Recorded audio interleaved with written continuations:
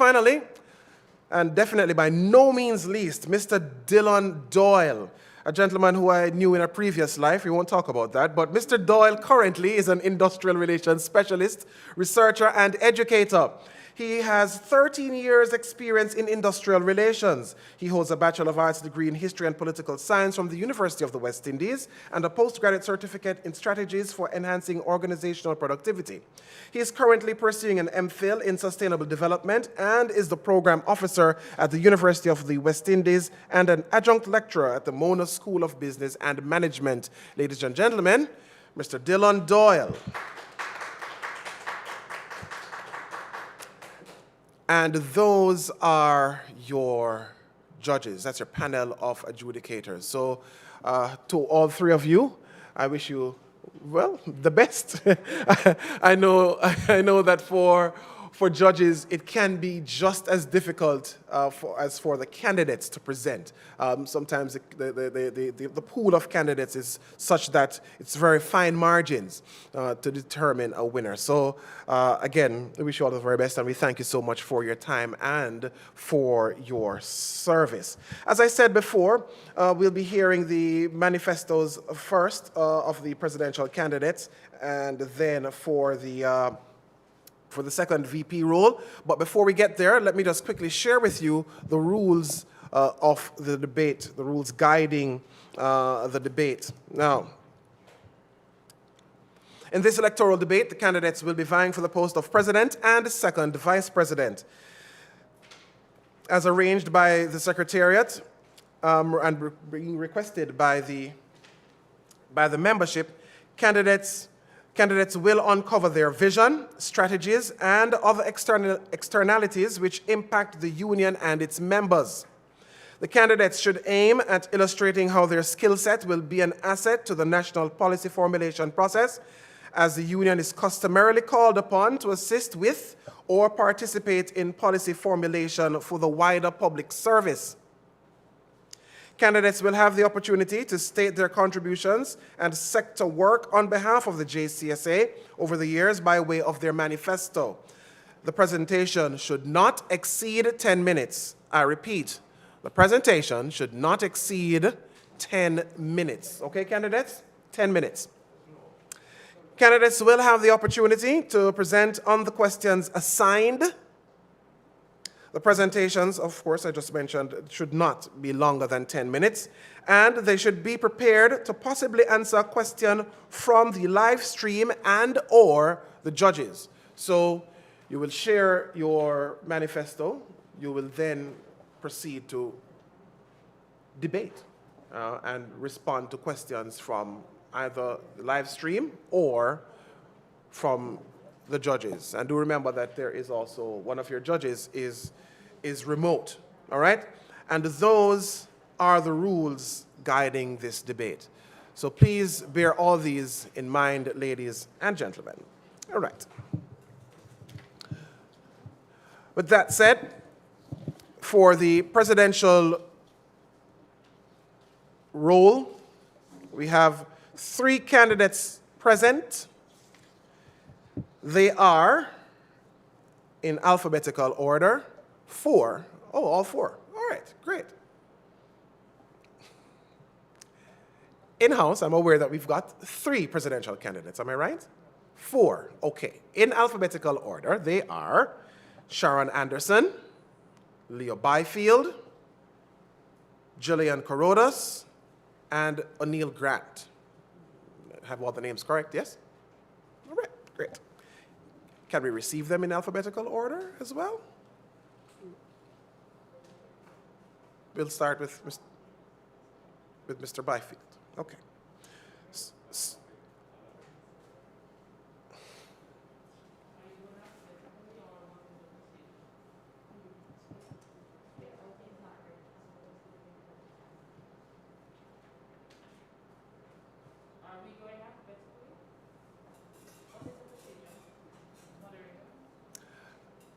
Well, I just announced alphabetically, but I've been advised.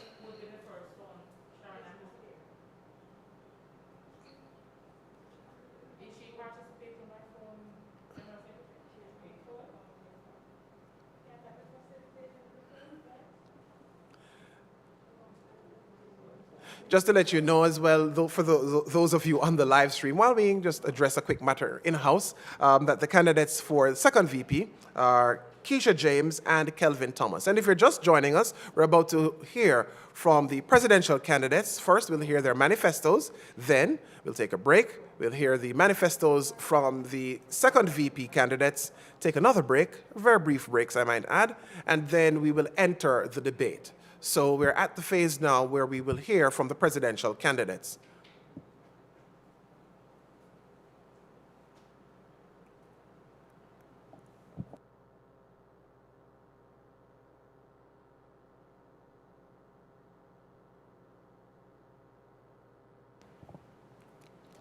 We're going to take our very first break, and when we return, it will be time to hear from the presidential candidates. Please stay with us.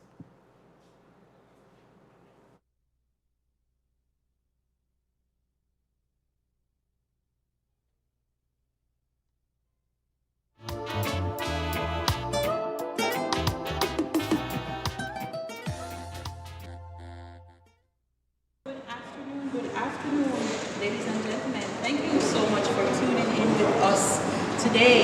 We are at Magna Showroom, where we are unveiling our two prizes. Yes, it's a first and second prize, but I like to call it first prizes, right, Cassie? We have here today, my name is Rhonda Price. I am from the fundraising committee. And remember, we told you we were going to do it big. It's here now, ladies and gentlemen. And so we're going to be opening our launch, yes, or raffle, our motor vehicle raffle launch. Can you believe that? Okay, so we have here today Cassia from Magna Motors. She is from the marketing department, and we have to thank Magna Motors for making this possible. And they're one of our sponsors as well for the event. Cassie, do you want to give us some of the sweet things that comes along with this deal in purchasing the ticket? Good afternoon, guys. My name is Cassie Wright, and I am from the marketing department here at Magna Motors Dealership Limited.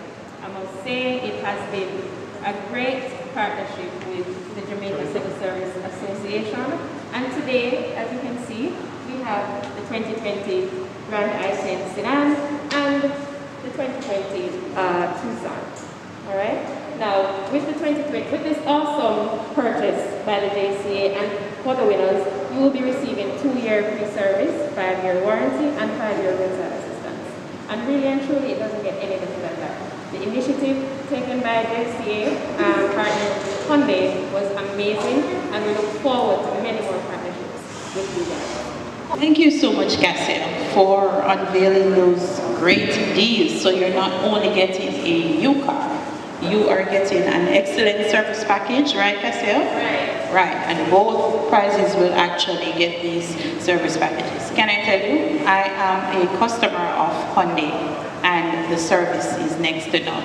When it comes on to servicing, I just give them my key. There is a shuttle bus that drops me at work and picks me back up.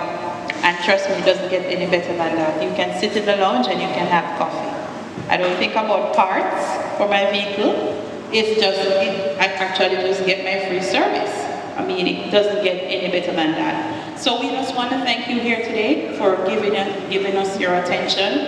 And we are going to be introducing some very important persons apart from Magna, which is our president, one and only Mr. Brother O'Neill Grant and Mr. Clarence Fraser from the Officer Corps. And to also introduce to you my co-chair, Miss Marley Nat. Sister Marley, want to introduce the gentleman? Good afternoon, ladies and gentlemen, brothers and sisters. It is indeed an awesome time, an awesome experience. Look, we told you before that something big is coming, and indeed it is here. So, my task today is to introduce to us no other person than our esteemed President Extraordinary, President O'Neill Grant. And also, here with us today as well, as Sister Rhonda said earlier, is the President for the fundraising committee And there's no other person than Brother Clarence Prater. Put your hands together and make him welcome him, please.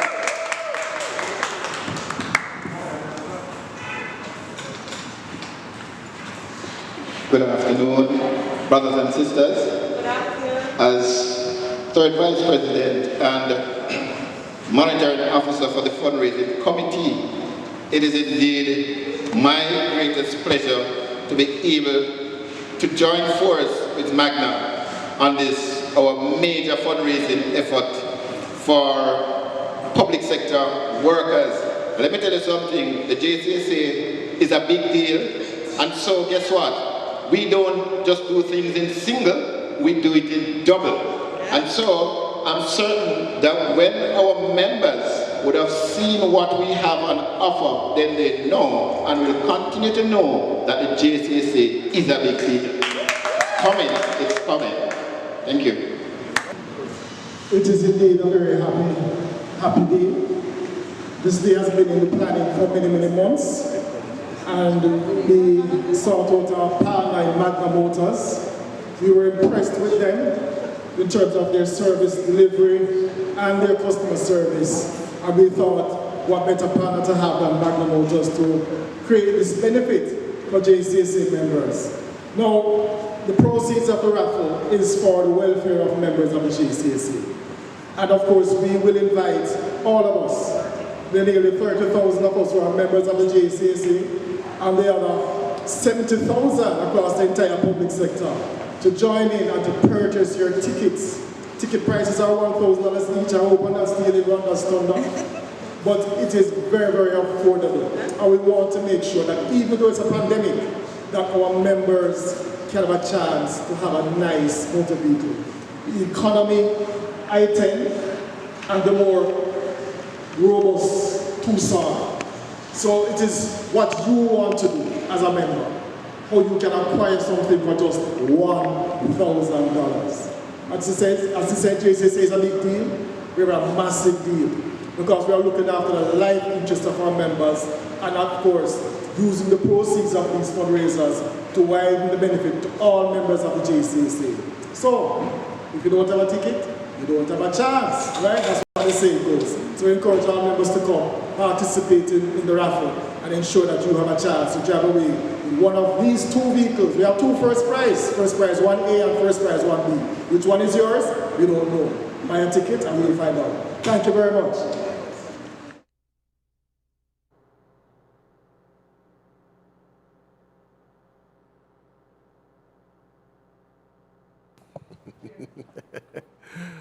Welcome back, ladies and gentlemen, to the Jamaica Civil Service Association's electoral candidates debate for 2021. I'm the moderator, Garth Williams. As mentioned before, we will be hearing the manifestos or receiving the manifestos from the presidential candidates, 4 of them, 1 remote and 3 on site. And then we'll take a very brief break, much shorter than the previous one. Then we will receive the manifestos from the 2 vice presidential candidates, and thereafter take another brief break, and then we'll head right into the meat of the matter, the debates. Yes? So, in alphabetical order, we will receive the following presidential candidates. Sharon Anderson, she is remote.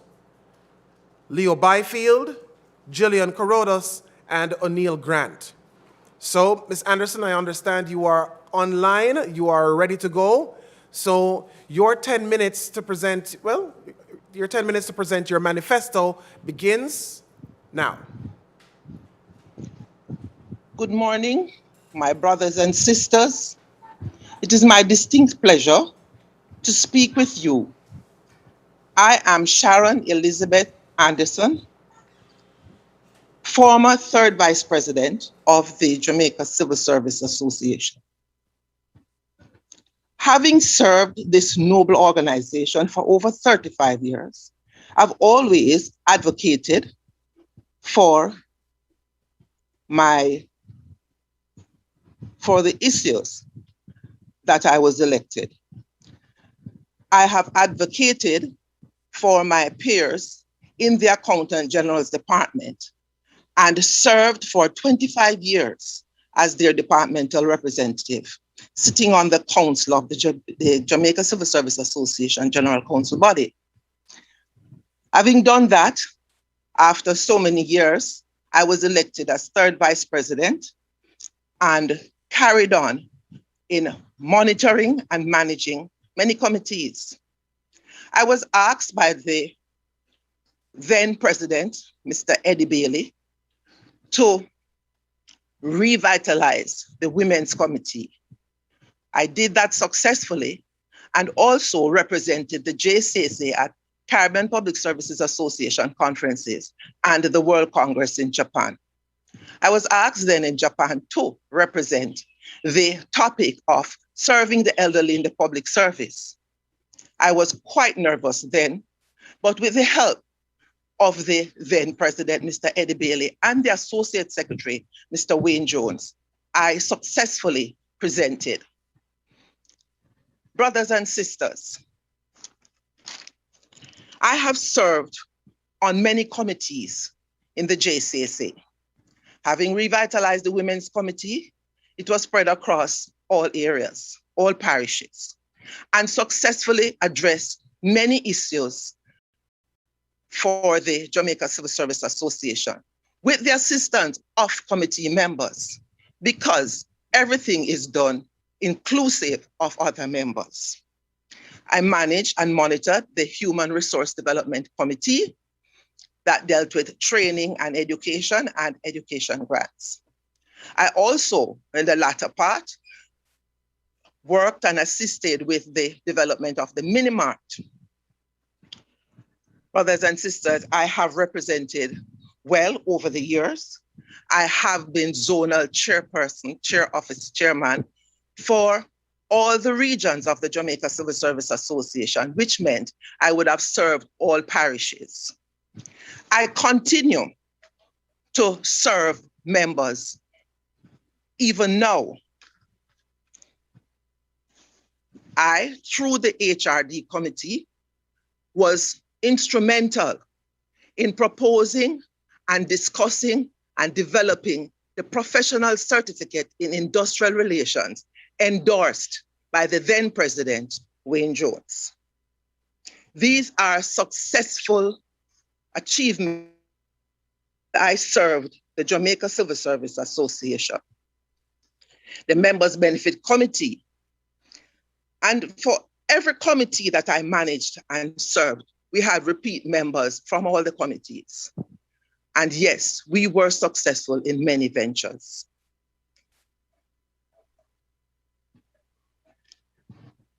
I was awarded the Badge of Honor by the government of Jamaica for outstanding service to the empowerment of women and workers. The way forward for the Jamaica Civil Service Association would see or should see that some of the issues that should be given priority. The legislation to occupational health and safety, and the legislation in respect of sexual harassment. These things have been on the books for so long.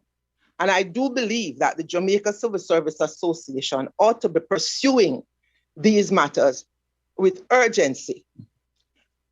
Going forward, we will be looking at proper health coverage to facilitate the side effects of exceptional diseases such as COVID now. The communication and consultation to all members, the integration of the workers into the decision-making process, guaranteeing their democratic progress, not only by voting, but also as workers. Brothers and sisters, there are so many things that we need to be able to address and pursue. The heads of agreements, where there are many items that have not yet been implemented, we need to pursue these things with priority. And so this morning, it is my desire to see us going forward as a democratic organization, which is provided for through our constitution. I am committed to continue serving this noble organization in whatever capacity to ensure that the members, the issues concerning the members are addressed. Yes, I am retired, but not tired. I recognize the need for young, vibrant, trainable, and creative minds. And on that, in the leadership of the JCSA. And on that note, that is why I, Sharon Elizabeth Anderson, fully endorse Leo Byfield. Thank you.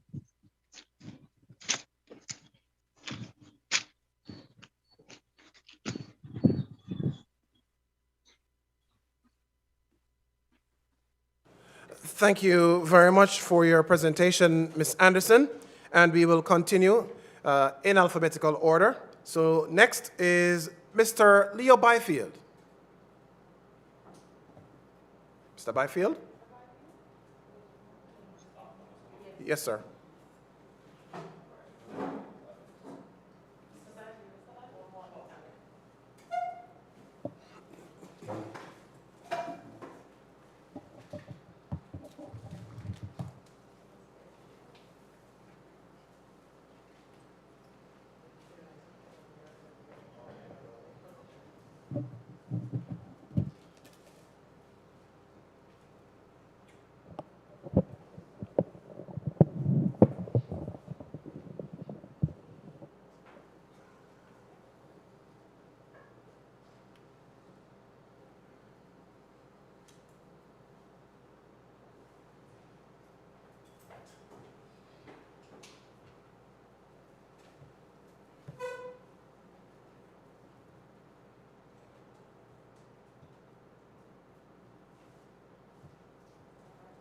One second. I'll try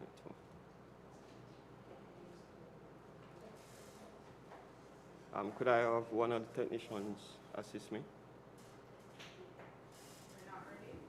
I'm trying to get one of the technicians to assist me. Could one of the technicians assist me? I have a little issue with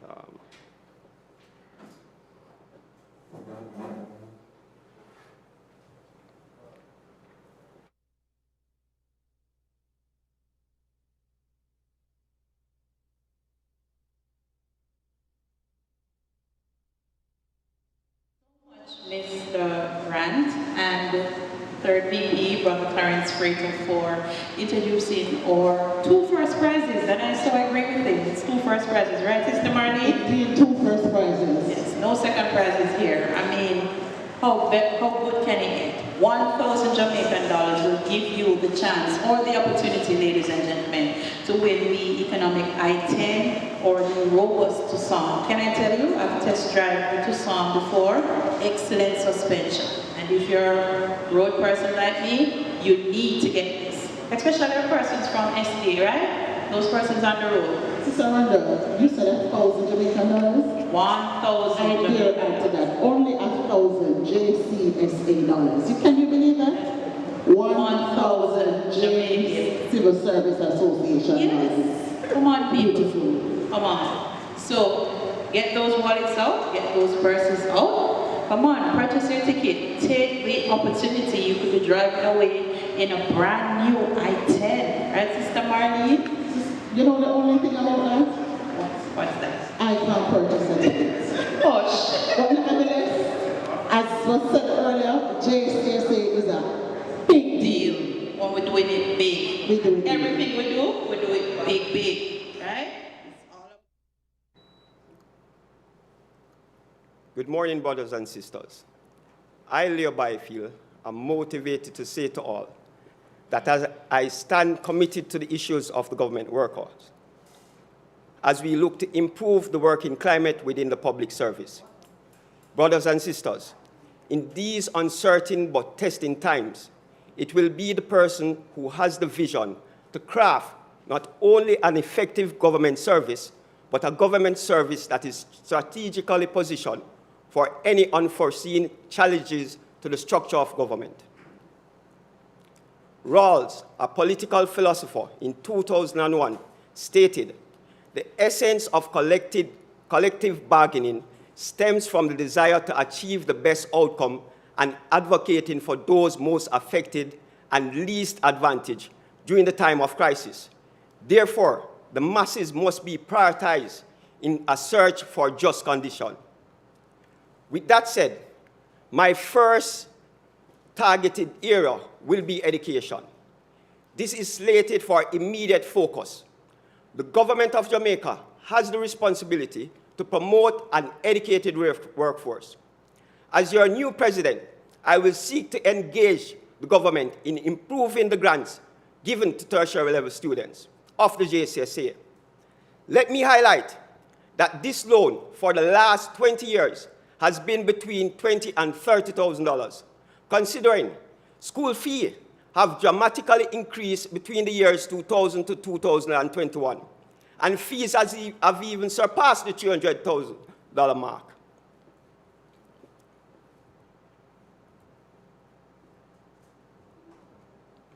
As your new president, I am proposing that $50,000 be given to members without any restriction in the quantity of persons benefiting from the JCSA. In addition to seeking an increase to the JCSA grant, and after consulting JCSA members island-wide, I'm stating that once you earn $700,000 or less, I will negotiate that you do not pay auxiliary fees. You will not pay 1 red cent. Let me also state, if you are a JCA member and you are studying computing, solar technology, or renewable energy at any new university, I will also guarantee that you do not pay 1 red cent, as I will negotiate a full scholarship for JCSA members.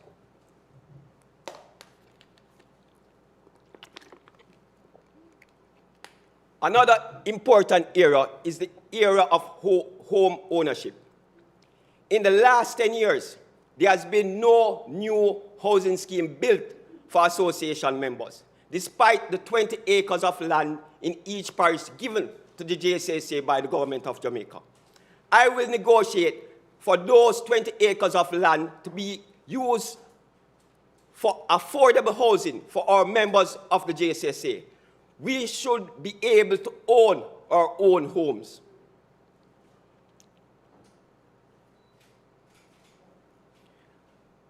When speaking to members, I realize the JCSA members are saying 2.5% increase is not enough, as such basic essential needs as bread, chicken, education, and even providing rent is hard to accomplish.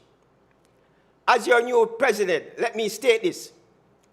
We will negotiate a reasonable increase so members can say, yes, we can work with this. Therefore, for example, if the top is getting $10,000, those at the lower end should be getting a $10,000 increase. We are looking at livable increases for members. Another key issue will be that of transportation. For years, the government of Jamaica operated a government bus system. My vision is not only to increase the buses in the corporate area, but to spread that to the rural areas. If you pay $500 per week for transportation in Kingston and St. Andrew, in the rural areas, you'll be guaranteed to pay $500 per week to go to work. Brothers and sisters, as a matter of accountability and good housekeeping, I will ensure all members have access to their IDs. How must you say you're a member of the JCSA and you don't have an ID? I will ensure that no member is without an ID. As your new president, I will communicate with all members of the JCSA. If you want to know about your negotiations, you can get your information. If you need some advice as a member, you know where to call to get that information. I will initiate a JCSA app number that you have access and can make direct inquiries free.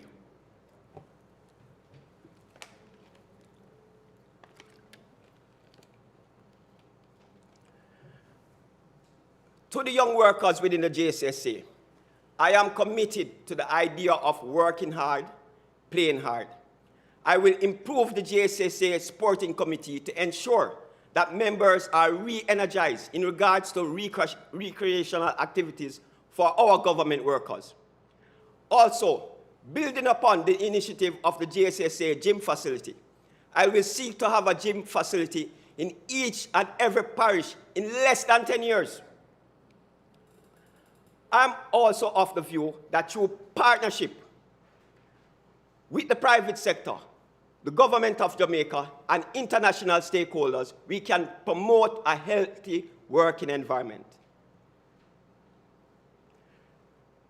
Young brothers and sisters, the PIOJ Emancipation Game is a sporting event that I would encourage the JCSA Sporting Committee to emulate, which would see JCSA members and government employees showcasing their talent throughout Jamaica.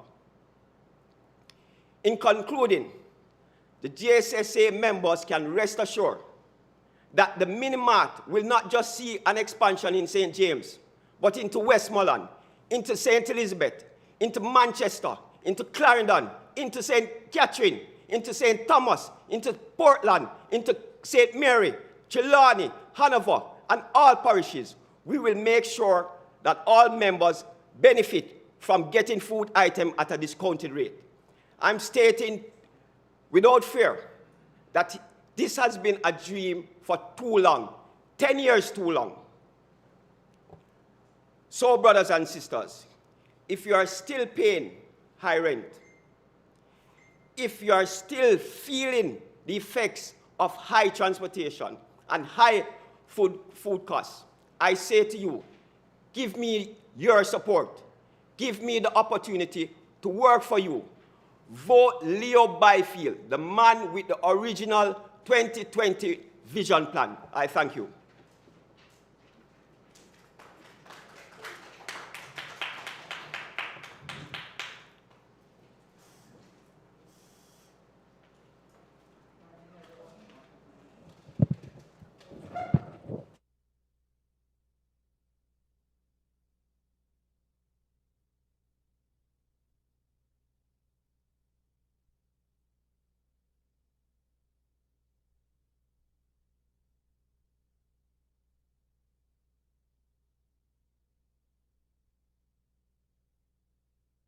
Very much, Mr. Byfield. And now for the third presidential candidate, Jillian Carrodus.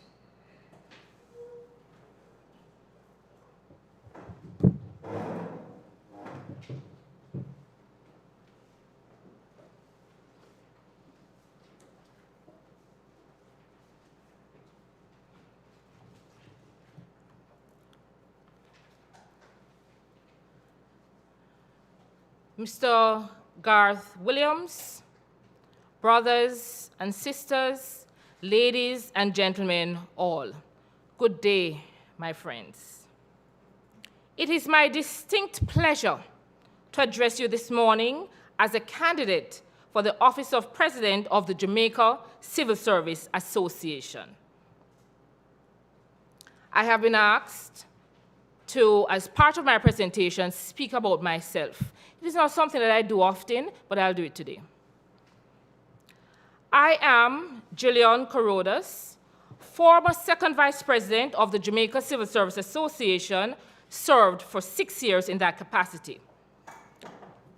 I was a recipient of the JCSA's President's Award for Service in 2008. Also recipient of the Departmental Representative of the Year Award in 2006 for service to our members. Also previous chairman of the Human Resource Development Committee that coordinated training and tuition assistance to members. And I will say in that capacity, I had a robust training in public speaking for all members island-wide.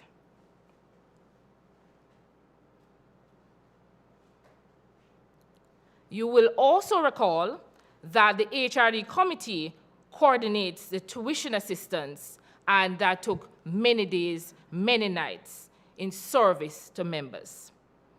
I have served as a representative of the Jamaica Confederation of Trade Unions in the negotiations of the European Union Economic Partnership Agreement with the CARIFORUM countries. That took place in Barbados, and Jamaica was represented by yours truly, representing the Jamaica Confederation of Trade Unions. That agreement is in place and well. I have served as director of the board of the Jamaica Civil Service Limited and trustee of the executive agency's pension scheme. I have served members tirelessly. I will tell persons I even lost a motor vehicle engine because I have been driving that motor vehicle so much in service to my members.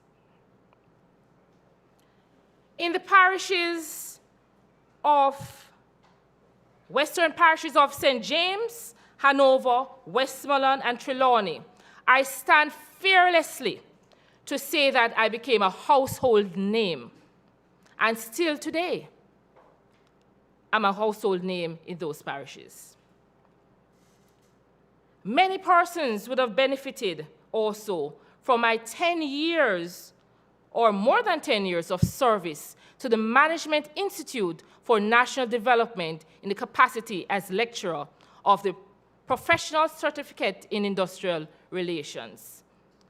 The curriculum that I wrote and redeveloped and is still being offered successfully by MIND.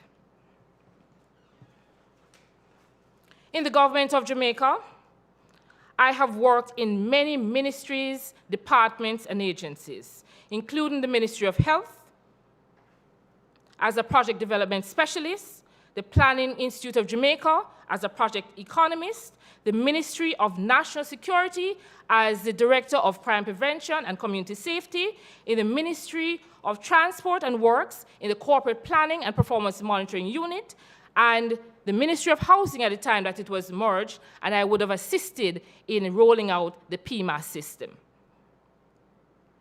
More recently, I have served as the Deputy Executive Director of the Institute of Jamaica and currently serve the Ministry of Labor and Social Security as the Divisional Director of Industrial Relations and Allied Services. This gives me oversight for every single industrial dispute on this island. And my team has benefited from the cross-training and encouragement that has been given through my leadership. The employees and workers have also benefited tremendously. I have served in the field of industrial relations, labor relations, for over 25 years, and I stand here without fear or apology for the level and quality of service provided to all Jamaicans. Some of my notable achievements in the government of Jamaica include the coordination of activities for the establishment of the Western Division of the Industrial Disputes Tribunal, now known as IDT West, and primarily because the Western Division of the island required access, greater access to justice. I also rolled out an island-wide sensitization of workers and employers through the Labor Department and Due Roadshow, and also Labor Talks webinars, representation at the International Labour Organization conferences, ILO, and also I have served as the only CARICOM representative to the G20 Employment Working Group meetings. The only time CARICOM has been invited by the G20 countries to its roundtable talks in Mendoza, Argentina. So, colleagues, you would ask, why am I here today?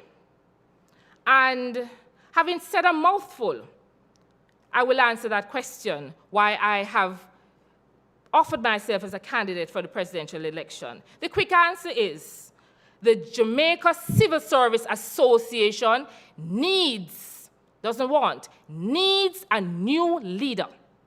A leader that will be in touch with the genuine needs of the members, meeting the average member frequently in your spaces to listen to your thoughts and processing and suggesting and making sure that we represent you well. I believe that the Jamaica Civil Service Association needs a thinker, one who is not afraid to examine novel ideas and that redound to the benefit not only of a few, but to the large majority of members of the Jamaica Civil Service Association. I remember it was a member from the Ministry of Transport and Works that showed me her payslip, and the payslip had next to zero. And I decided that I would suggest a hardship allowance for members. That became a reality in MOU number 1. But at the same time, another member spoke about the fact that we're promoting housing, but public sector workers could not save for deposits.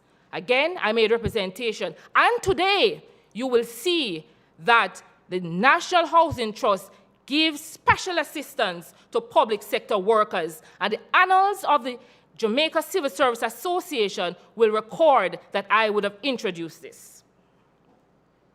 Jamaica Civil Service Association Minimart was only in Kingston, in my, what I call Black Mariah. I carried it out to all Western parishes. And today, I would want to see all parishes having a branch, a shop. We call it Sharon Shop because it was established by one vice president and we followed through. And all workers, all members of JCSA should have access to the Minimart across the island.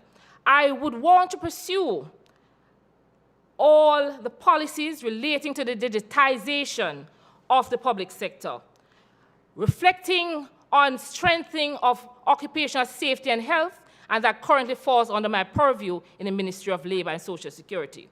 Sexual harassment must be a thing of the past, and also providing policies that support remote work. I hear members say we're working remotely, and they have transferred the cost of working remotely, but nothing has been done for us. I would definitely want to have a subsidy in place. And I will say to you, ladies and gentlemen, that the JCSA cannot be seen as a lazy giant. We must rise up. We must take back our union. We must take that prominence that we have had as the oldest union in the Caribbean, in Jamaica, and we must take our center stage. I say to you that at this time, I know that you will vote for Jamaica Civil Service Association's future. Of course, you'd want to vote for Jillian Corodas, but if you can't, I do support a fresh idea, a young, aspiring, I repeat, person in the form of Leo Byfield. Thank you very much.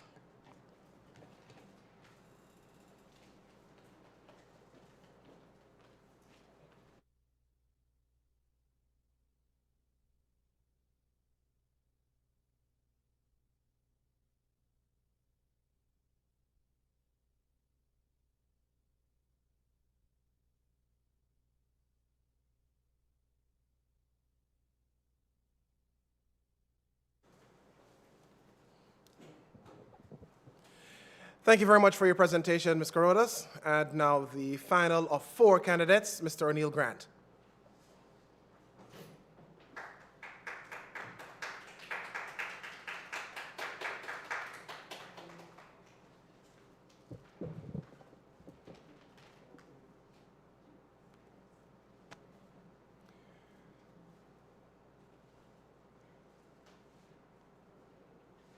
Good morning,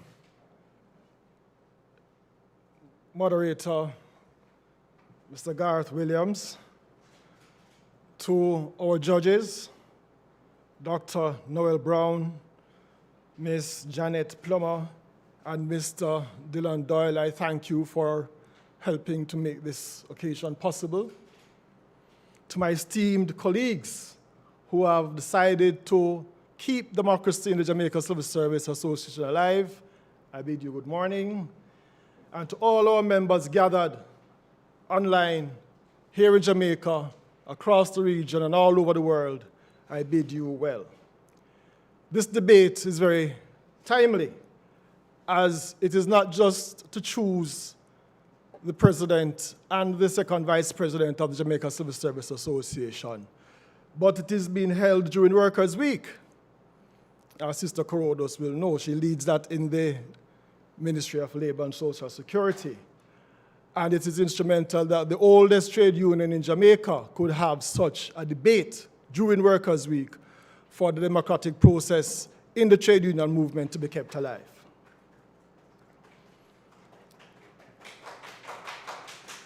My sisters and brothers, I've been your president since 2011, and before that I was the honorary treasurer of the Jamaica Civil Service Association from 2004.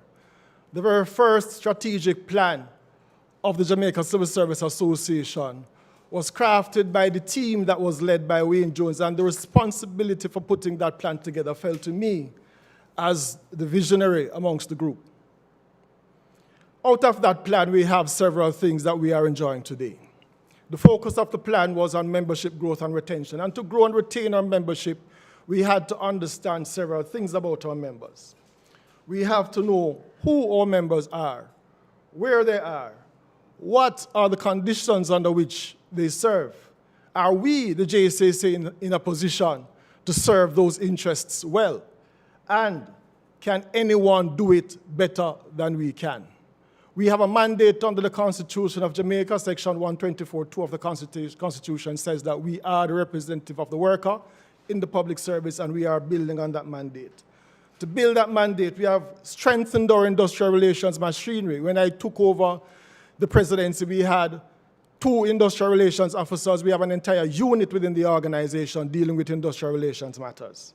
Our member services unit have moved from a desk to a full unit within the Jamaica Civil Service Association. We have not only expanded our footprint across the island in terms of persons, but we have set up regional offices across the entire length and breadth of the island, and we have staffed them. Our member services have improved.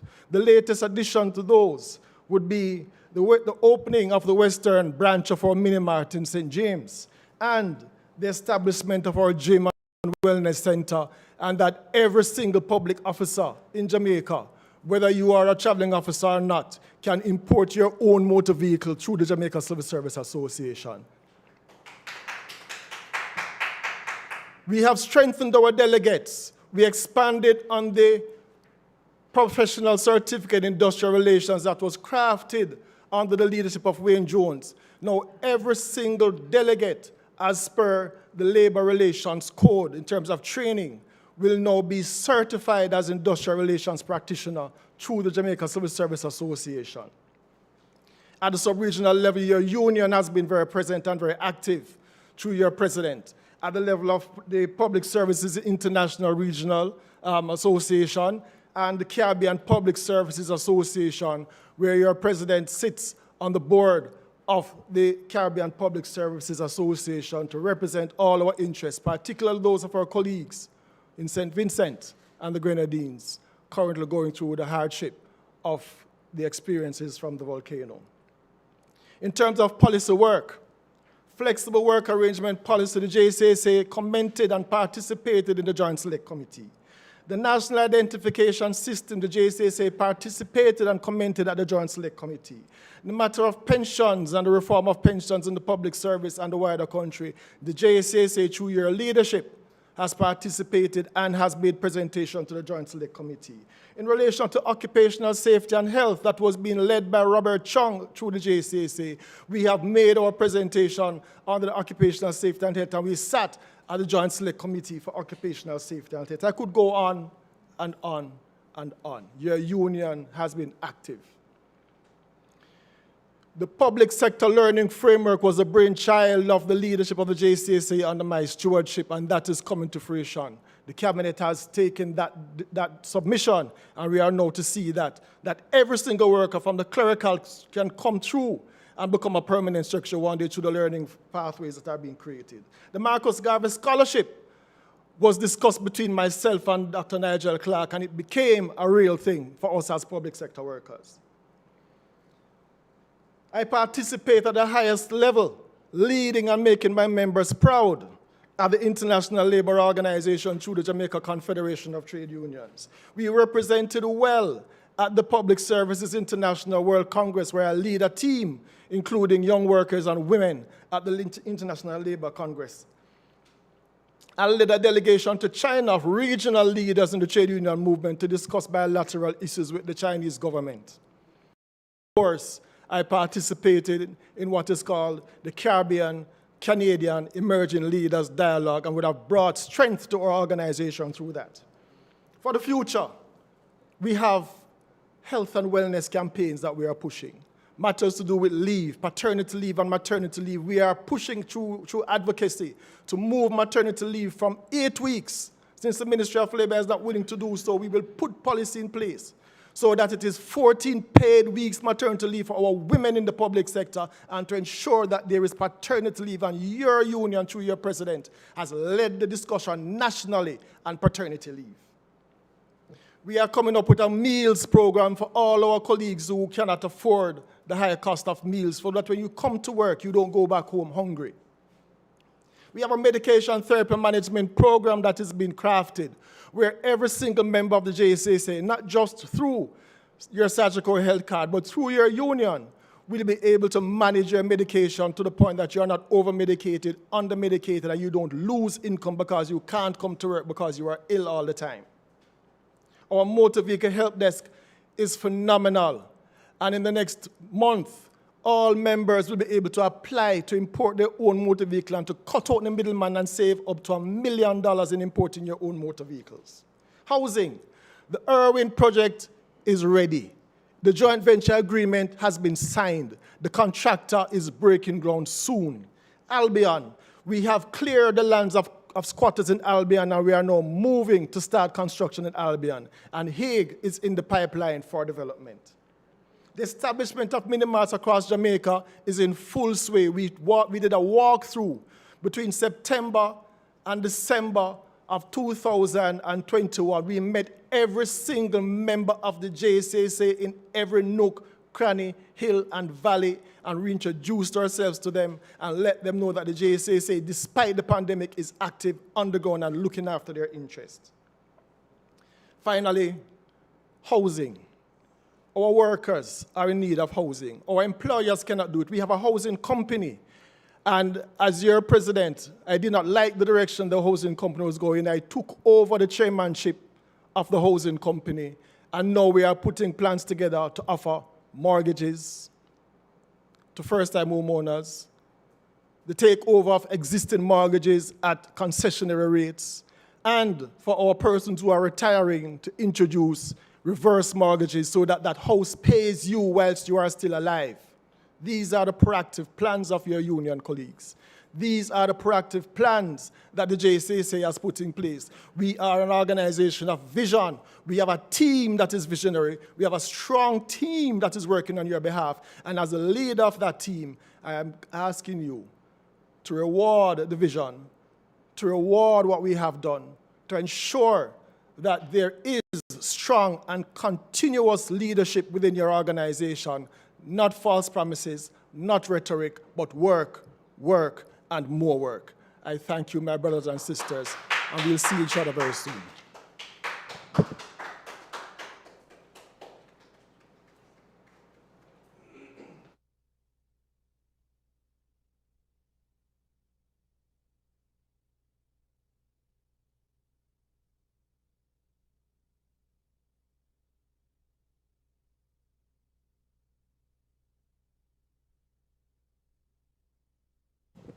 Thank you very much, Mr. Grant, for your presentation, and thank you, candidates, and Sharon Anderson online for your presentations. Now, We have come to the end of the presentation of the manifestos by the presidential candidates, and the judges, our panel of adjudicators, will have some questions, and we will allow them to pose those questions. Following the responses to those questions, we will take a break, and then it will be time to hear the manifestos of the vice presidential candidates. But at the moment, it is for the judges to pose questions to any of the candidates, Sharon Anderson online or Byfield, Corodos, and Grant on site.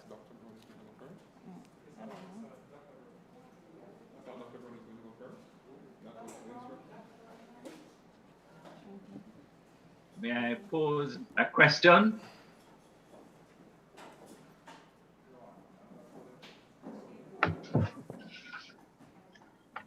Are you hearing me? Yes, Dr. Brown, we're hearing you. My apologies, yes. Yes. Okay, so a couple of questions that I'd like to pose to the candidates. First one is that I noticed that two of the candidates, Sharon and Jillian, endorsed one of the candidates, Leo, very strongly. Does it mean that if another candidate was selected, that those two candidates would not give support? May I respond? Yes, Dr. please. Brown? Yes. My name is Sharon Anderson, and whomever is the president of the Jamaica Civil Service Association will be supported as long as all the benefits and the policies are in tune with the mission statement of serving the members in their best interest. So how would you go about determining whether or not their mission, vision are aligned to give the support? Would you have to see this candidate, this new president at work, or would you then decide upfront that regardless of what is happening, I will work with this person as a team going forward? That has always been the case, Dr. Brown. Okay. Supporting the interest of the members through the Jamaica Civil Service Association and its leadership. That's always been the case. Okay. What about Jillian? Good morning, Mr. Brown, and thank you for being here virtually. And I will say categorically that every single person who has given voluntary service to any organization, including the Jamaica Civil Service Association, must be supported. And I say unequivocally that Mr. Grant, the incumbent, would have to have that support. However, the Jamaica Civil Service Association, a little bit over 10 years ago, would have established itself in a different way in terms of how the position of president is handled, and would have established that a salary is paid to every president of the Jamaica Civil Service Association.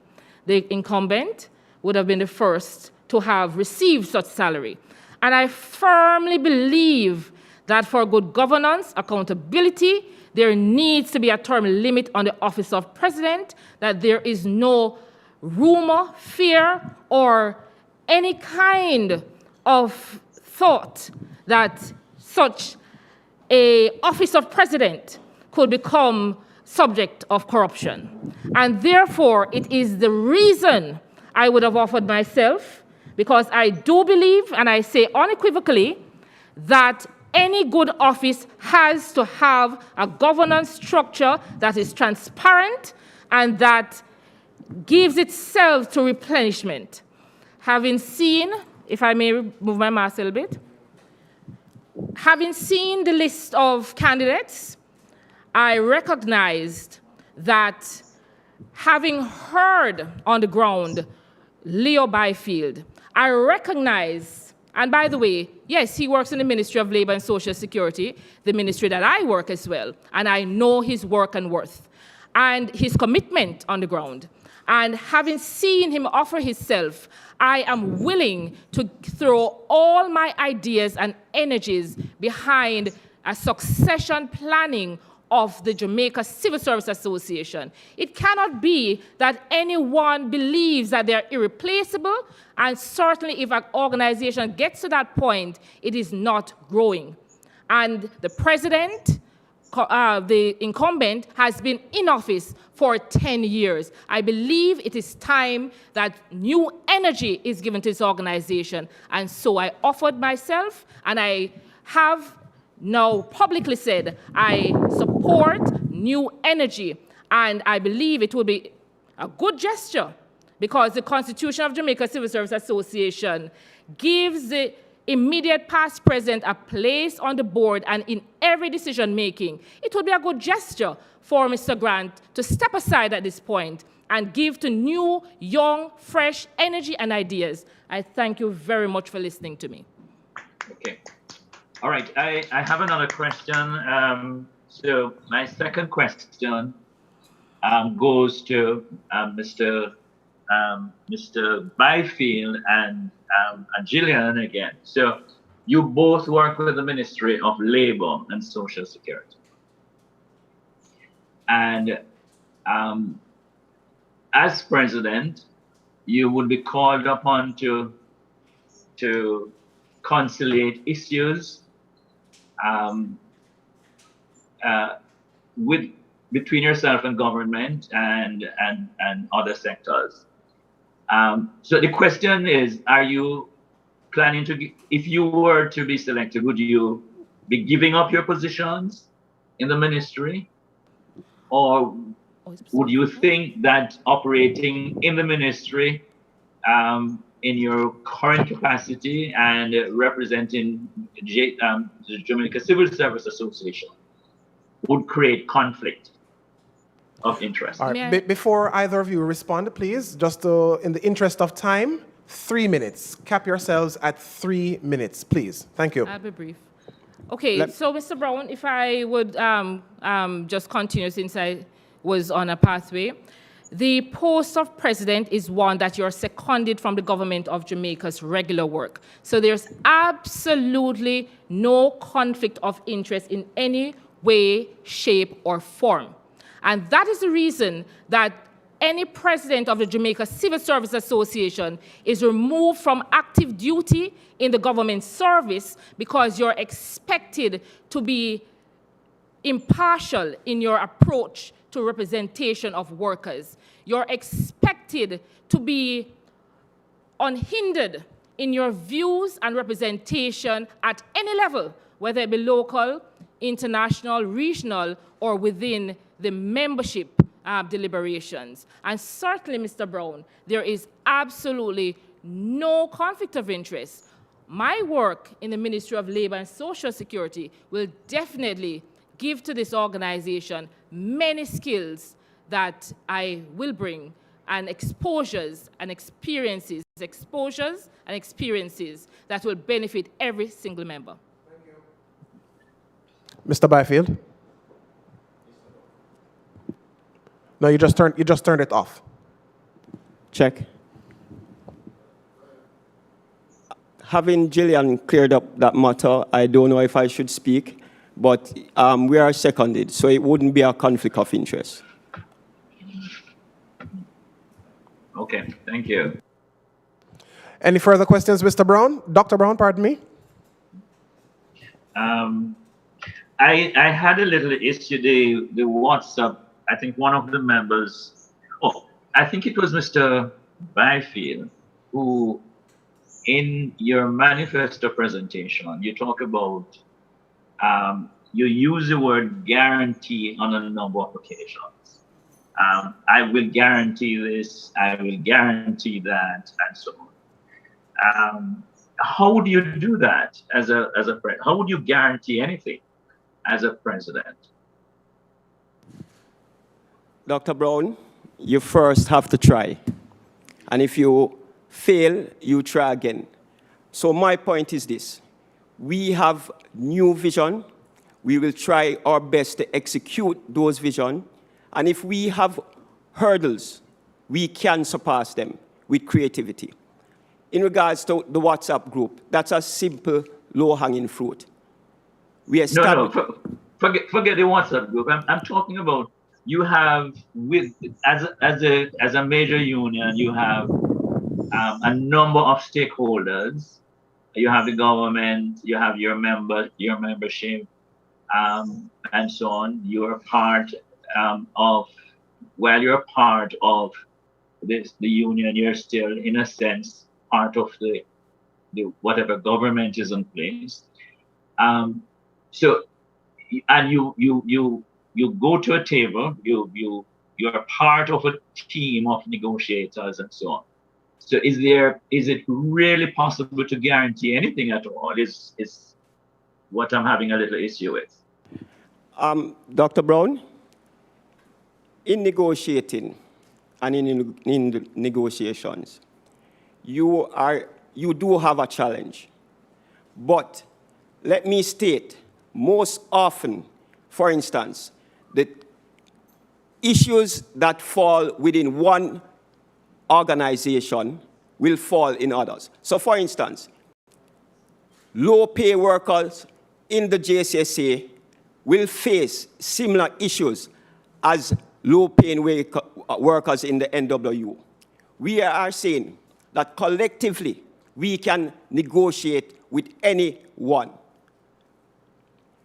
We are not proposing to be irrational, but what we are saying is that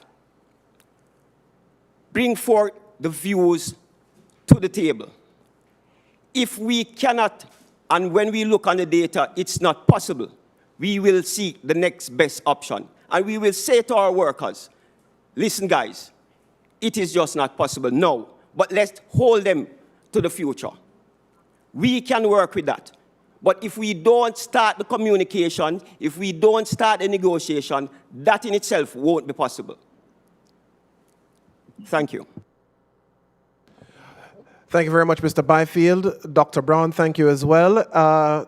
Doyle, Plummer, any questions from you? Any comments before we take the second VPs? Yes, thank you very much. I heard quite a bit of plans from all of the candidates, and I would like to get some idea of how will these plans be financed? We're talking about persons earning low wages and so on, so how will the plans that each of you have be financed? Yes, Mr. President. Let me take that question. The Jamaica Civil Service Association is a dues-based organization, and the members' dues are predominantly developed to serve the members' interests.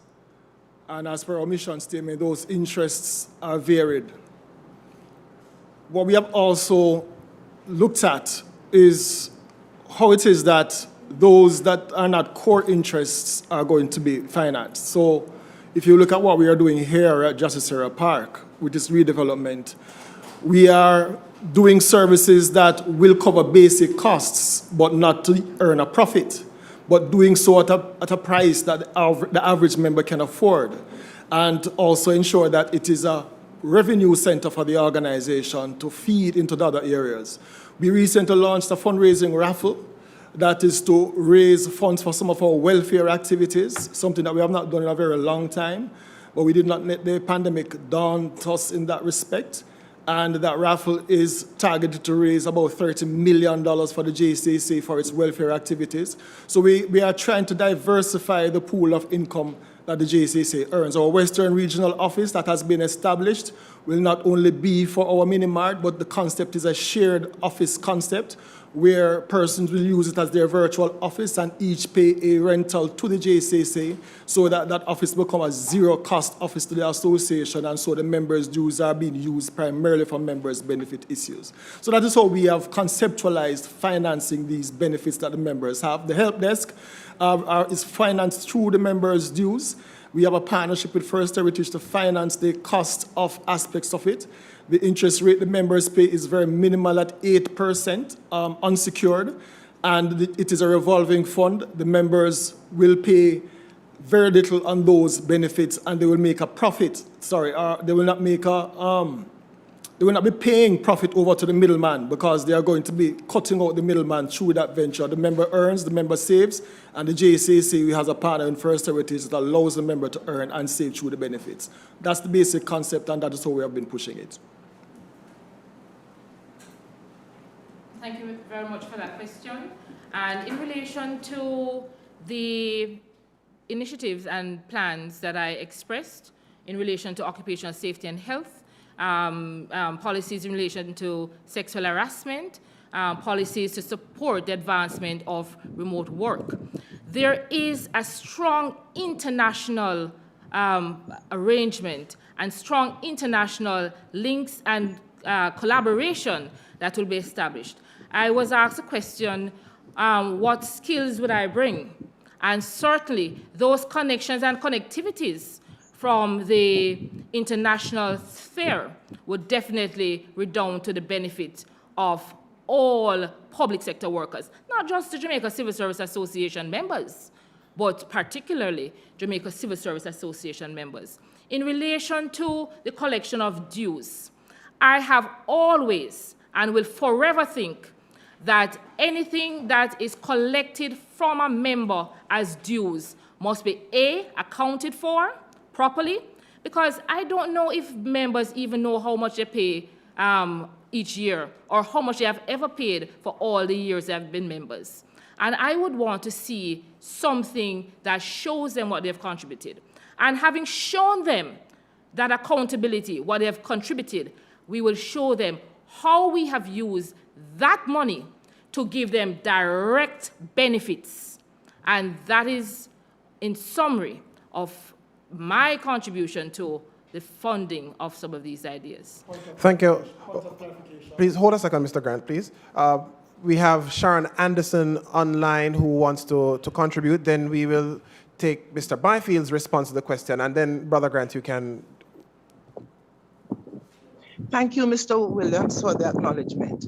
In respect of the funding to the activities of the Jamaica Civil Service Association, dues, every member pays dues. It's one.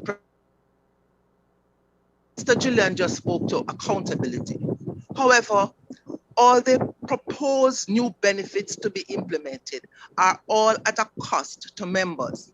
And I recognize that an immediate salary increase will not be coming to public sector workers or JCSA members for that matter. And we talk about affordability. We talk about the cutback in based on the global pandemic as it is. Jamaica, no exception to the rules. Price increases in everything. How then can we have these things sustained in this climate based on the contributions, fundraisers, and so on? Where is it all going to come from? Is it not more pressure on a workforce that is not able to provide just basic things at this time? I believe that needs to be rethinked and be relooked at. And as is said, accountability for everything collected in whatever form. Thank you. Thank you very much for that contribution, Ms. Anderson. Mr. Byfield, your opportunity to respond quickly. Good morning again, brothers and sisters. Let me just address it by looking at two areas: transportation and housing. The incumbent stated last year when asking about reasons for an increase to dues. He stated that he wanted to open a gas station. I'm saying for persons who live in Westmoreland and need to go to work, they live in the Grill, and they want to reach the Savala Lamar. Sorry. A simple minibus can transport those workers.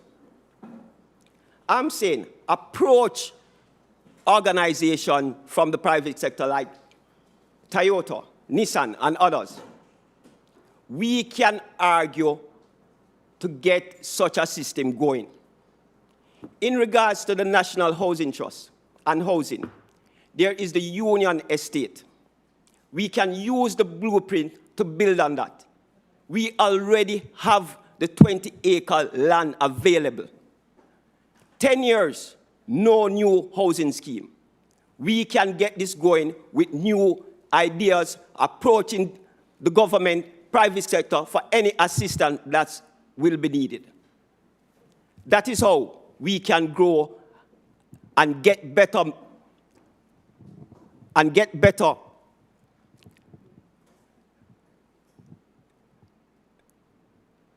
benefits for our workers. Thank you. All right, thank you very much, Mr. Byfield, and now Mr. Grant. I just wanted to correct some misstatement in relation to the accountability. By the constitution of the JCCA, we have an annual general meeting each year where the finances of the Jamaica Civil Service Association is presented to the members at the general meeting, and the members vote to accept the report, the financial report, and the report that outlines all the programs and activities that the union would have done over the preceding year. So it is incorrect to say that there is no accountability. We have also gone further to establish what we refer to as a corporate governance framework.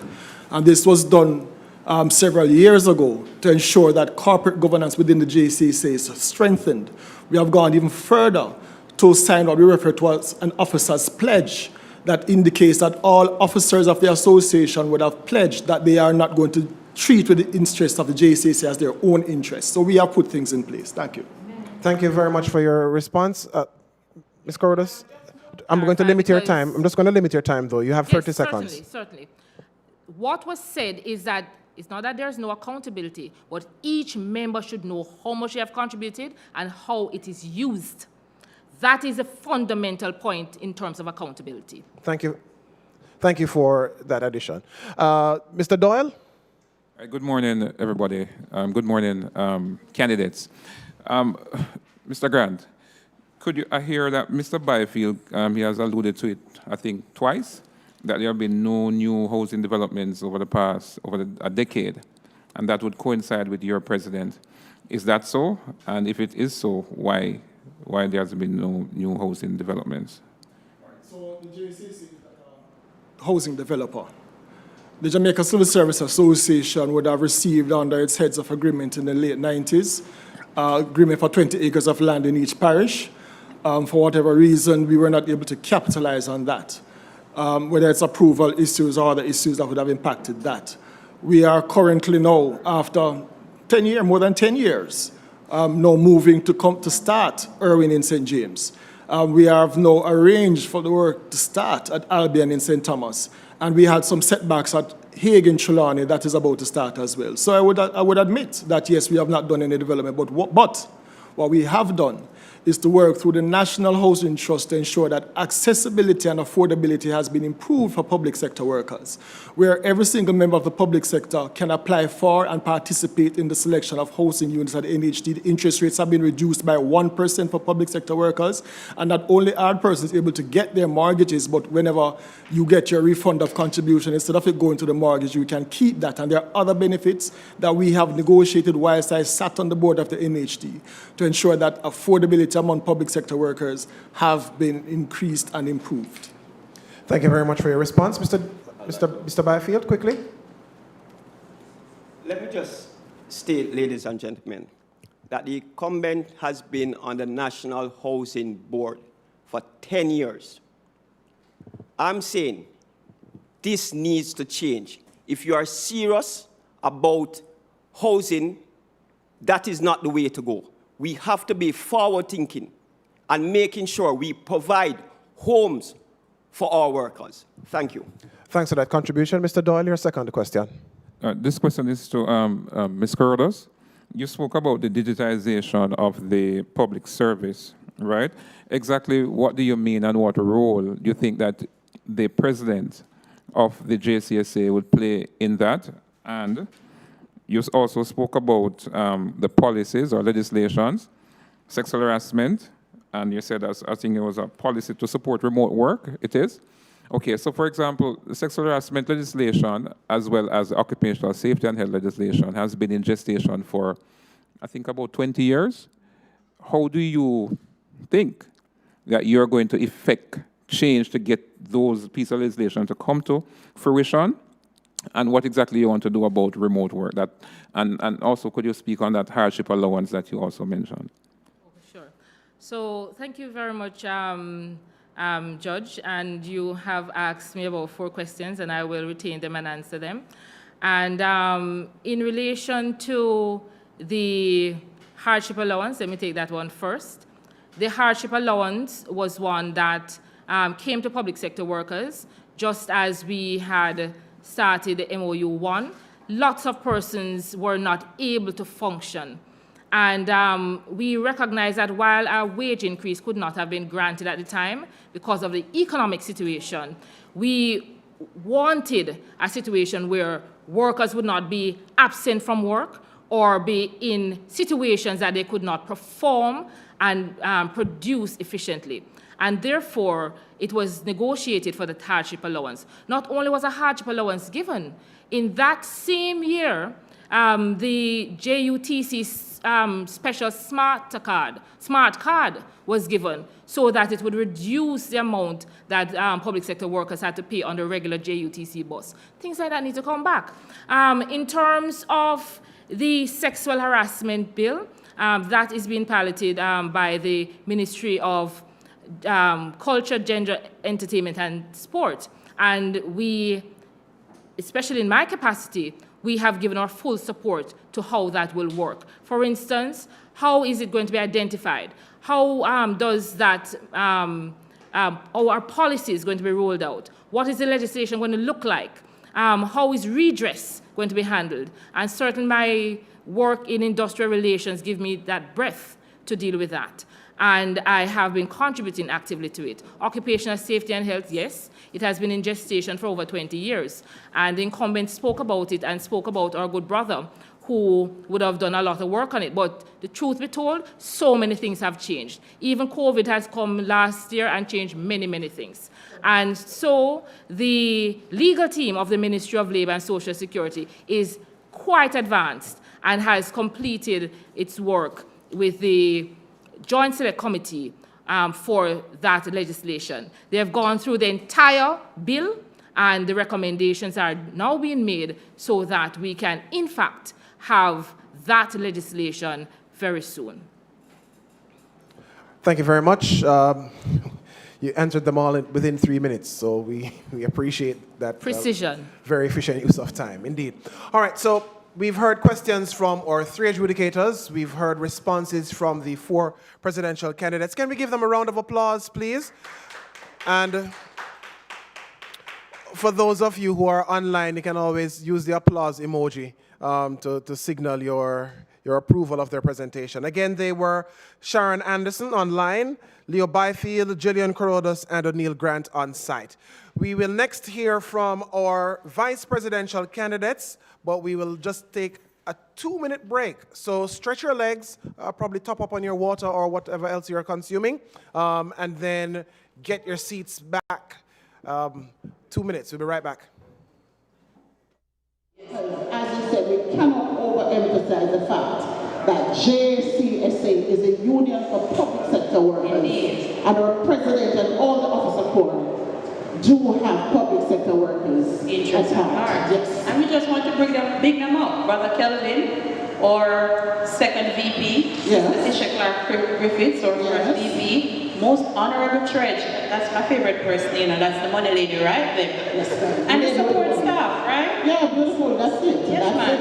JS, Madam JS, you know you're big, right? You're a big deal. And we'd like to thank the staff at Jamaica Civil Service Association for taking on this opportunity and this dream, because we had a vision and it's actually a reality. And trust me, we're feeling good as the fundraising committee. But guess what, ladies and gentlemen, the startup is not for us. And we're going to open the floor to 2 very important members, active members.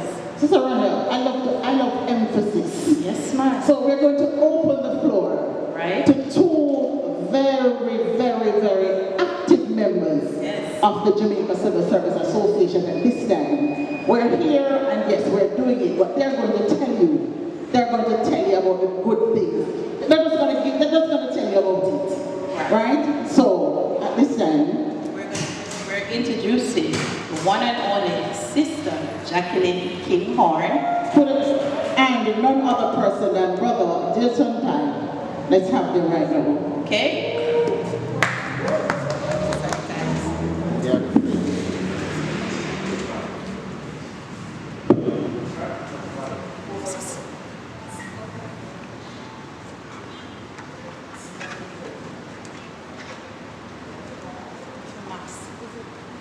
This is a Jamaican thing, yeah? So here I want to pray. We are praying right now. 2021, 22.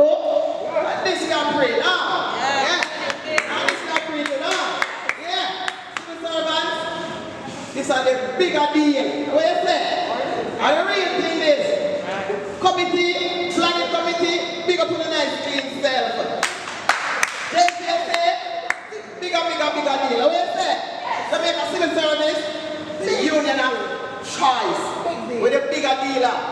I want bigger dealer, President Grant. What you say? I want bigger dealer. Our committees. So right now, at this me I pray now. At this me I pray. Who are? Come with a little bit of money. $1,000. You want all of this? You want over there, sir? Please, what's the meaning of this now? But I can buy my little bit of money can give me this. Jamaica Civil Service Association are the big deal. JCSA are the bigger deal. Really big thing, man. Hey, listen, I'm stepping out the store. I look around and I say, really this? When I look for a little bit of money, a little bit of change. I never see no union step out like this here. So guess what? Come on, Jordan, and support the thing. The $1,000 can give you a 20 to some. And look at the I-10, trust me, when the son of the road, nice and like this, my name girlfriend. All them pity same can't buy. You know? But me I go spend my $1,000 and more. Might buy a one book. Man, what that? This me a pre, you know? You know where you a pre? This me a pre. 1,000 Jamaican dollar get you that. JCSA, big up on yourself, real big deal. Yo, I tell anybody right now, be politically correct, me switch, I better come on.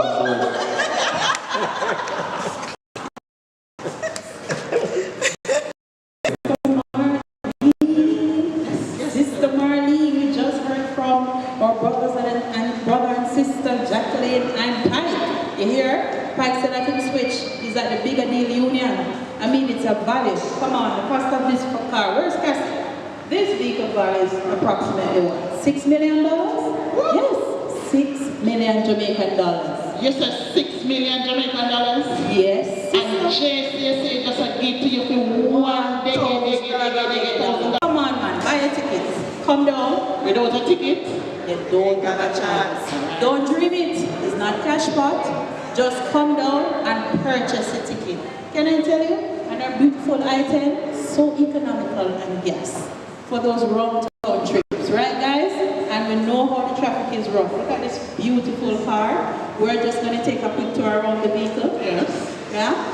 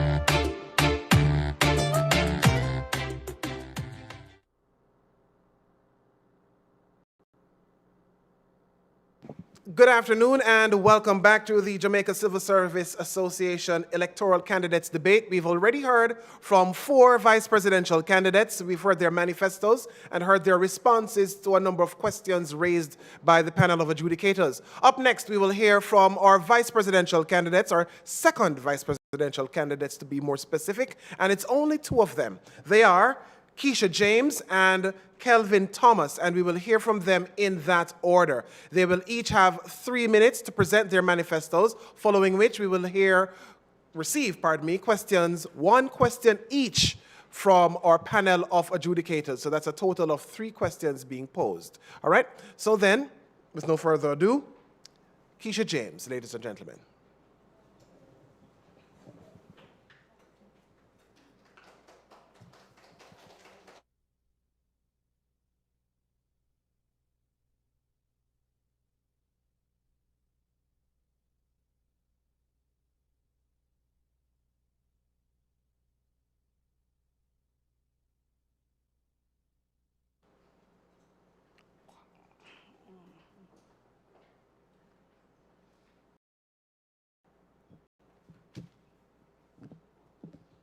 Good morning, Mr. Moderator Garth Williams.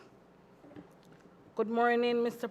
President, Brother Thomas, judges, brothers and sisters, Madam General Secretary. But most of all, I must say special appreciation to all the retirees in the public sector, because it is the foundation that you lay we are currently building on. I must say thank you for the legacy that you have left behind. I must also salute all the brothers and sisters from the public sector workers who stand on the front line in this pandemic, who have sacrificed yourself and family for us to have an efficient working public sector, that the government service and the service of our nation and to our nation continues. You see, when roots are deep, there is no reason to fear the wind.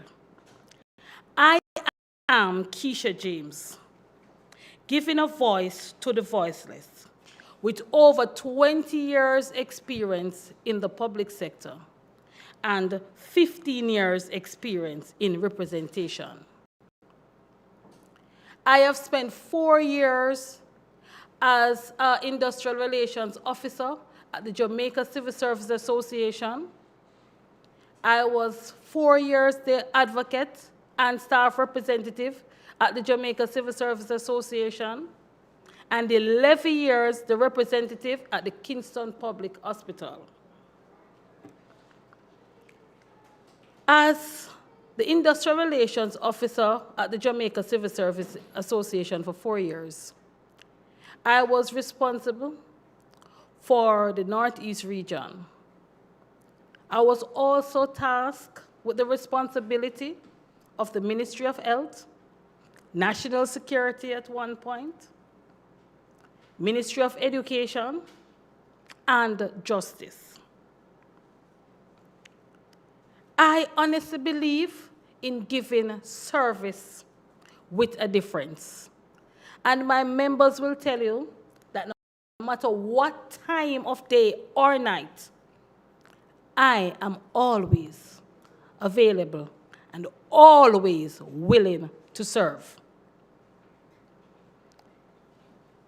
I am a member of the Jamaica Civil Service Association, who was molded and made into the representative I am today by the Jamaica Civil Service Association. I was one of the prodigy and first set of trainee to the PCIR course, myself and Brother Thomas over there. I was also a recipient, and I got the privilege to learn labor laws and labor studies through the Jamaica Civil Service Association. and I use those knowledge well. I have learned it, I have slept it, I have studied it, I appreciate it, and I love it. I am a trained customer service representative. And I am also finishing my degree in human resource management. I believe that you should be well-rounded. So I also have an associate in social work and social services, and a certificate in government accounting. I believe that to serve, you have to know. And to know, you have to be on the pulse of the people. You have to know what the people will want, and you have to be pursued and pushed by the people.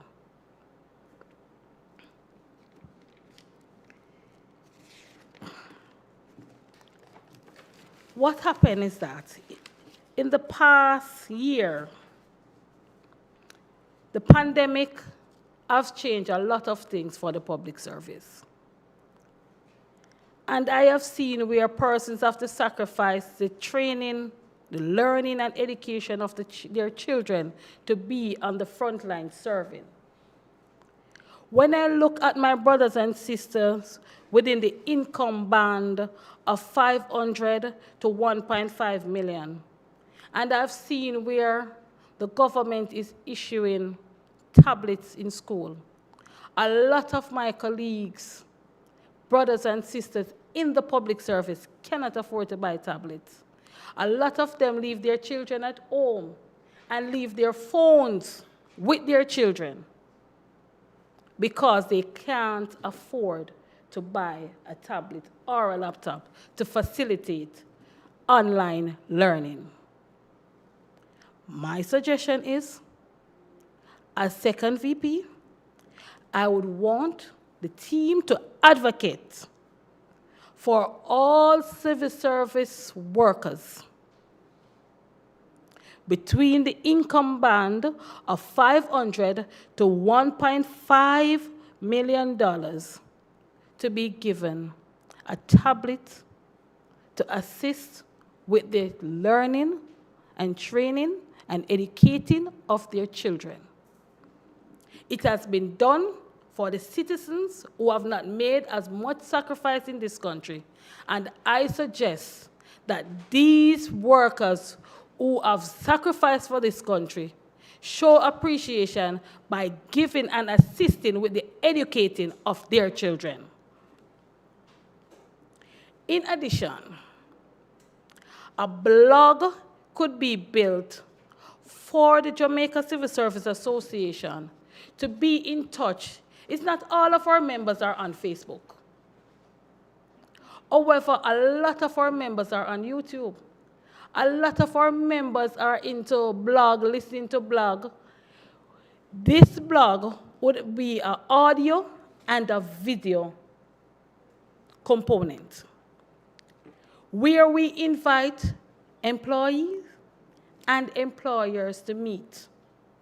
This blog can discuss issues that is current, relevant, the negotiation that is taking place, the benefits that is taking place, because sometimes when you look out there, a lot of members, one of the distinction that we have, that we are distant from the member, is because they don't know.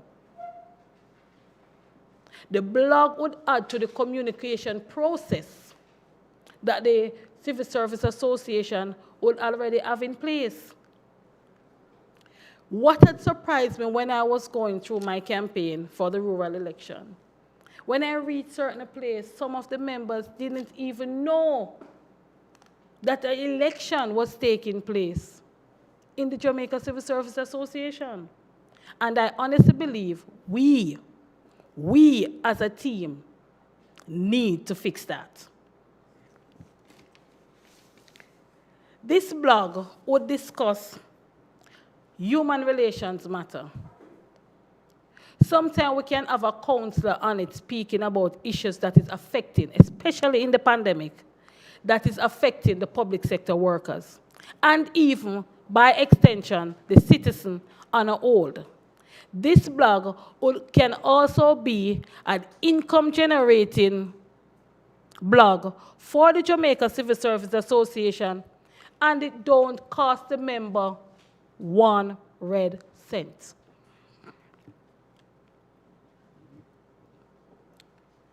When we look at it, the pension reform was enacted in 2018. However, what I notice is that there's a lot of temporary workers in the public service. And as a part of the reform, the temporary workers should have been able to contribute to their pension.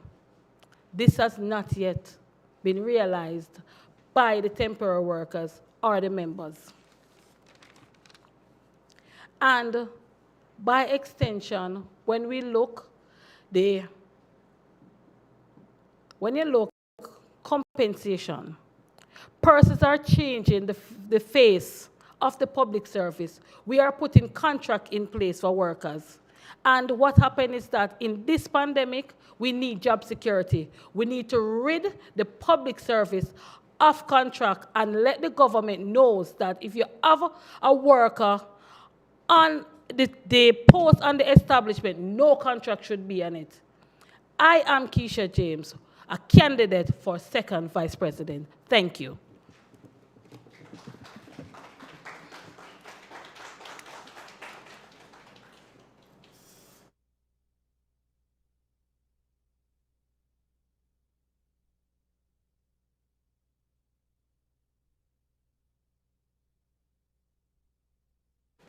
Thank you very much for your contribution, Keisha. I must apologize. I said each candidate would have 3 minutes to present their manifesto. It was incorrect. 10 minutes is the time that they have to present their manifesto, and 3 minutes in response to questions posed. Manifesto has been presented. So, with that said, your 10 minutes, Mr. Kelvin Thomas, will begin when you arrive at the lectern. So, let us hear from the second vice presidential candidate, Mr. Kelvin Thomas.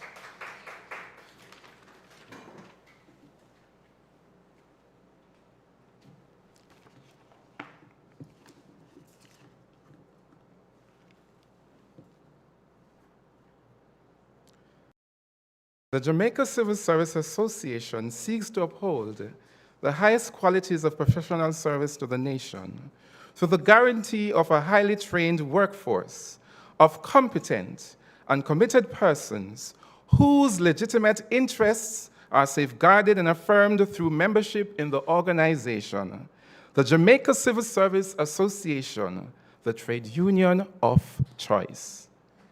My brothers and sisters, Kelvin Thomas, your second vice president and candidate for re-election, greets you with words of our mission statement. Our ideal as a union is to support the highest standards of professionals and the nation, but not to settle for less. Those who offer themselves to lead this illustrious organization that is enshrined in the Constitution of Jamaica must bring something more to the table. I am committed to this task.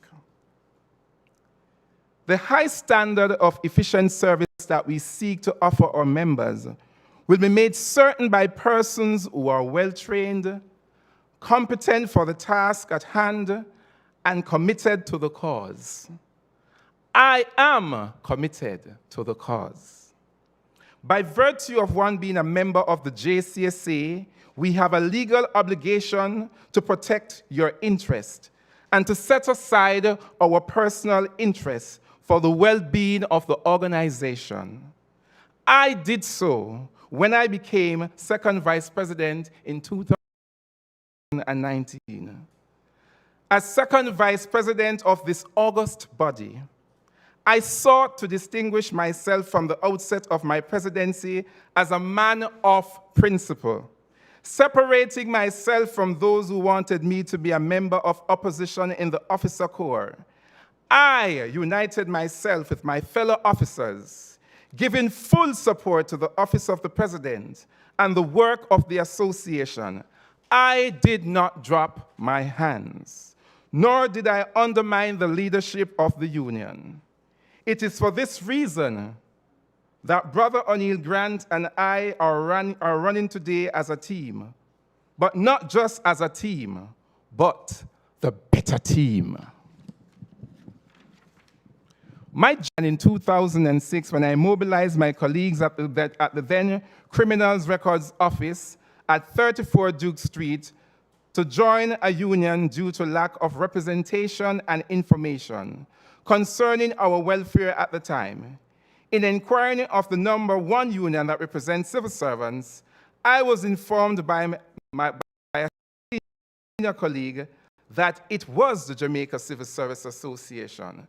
Without hesitation, I searched for the number in the directory and called the association. The rest is history.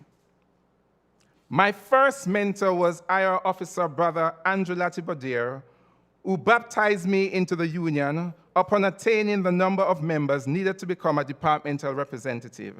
In that same year, I attended my first retreat, where I was an active participant. In my second year as delegate in 2007, I was elected a member of the executive committee and was re-elected to the executive committee in 2008. As a delegate, I served with distinction and attended to the needs of my constituents by having quarterly meetings, arranging for them to get their workers' IDs taken at the EOJ office on Duke Street, and frequently visited the Secretariat to drop off and collect applications for union membership, among other things. For the period May 1st, 2008 to April 30th, 2024, seconded from the police department to the association for 6 years, where I gave sterling service to the members of the JCSA. I forged bonds with workers and management alike, but whilst I was forthright in my representation, I maintained my decorum and was never acrimonious in my approach.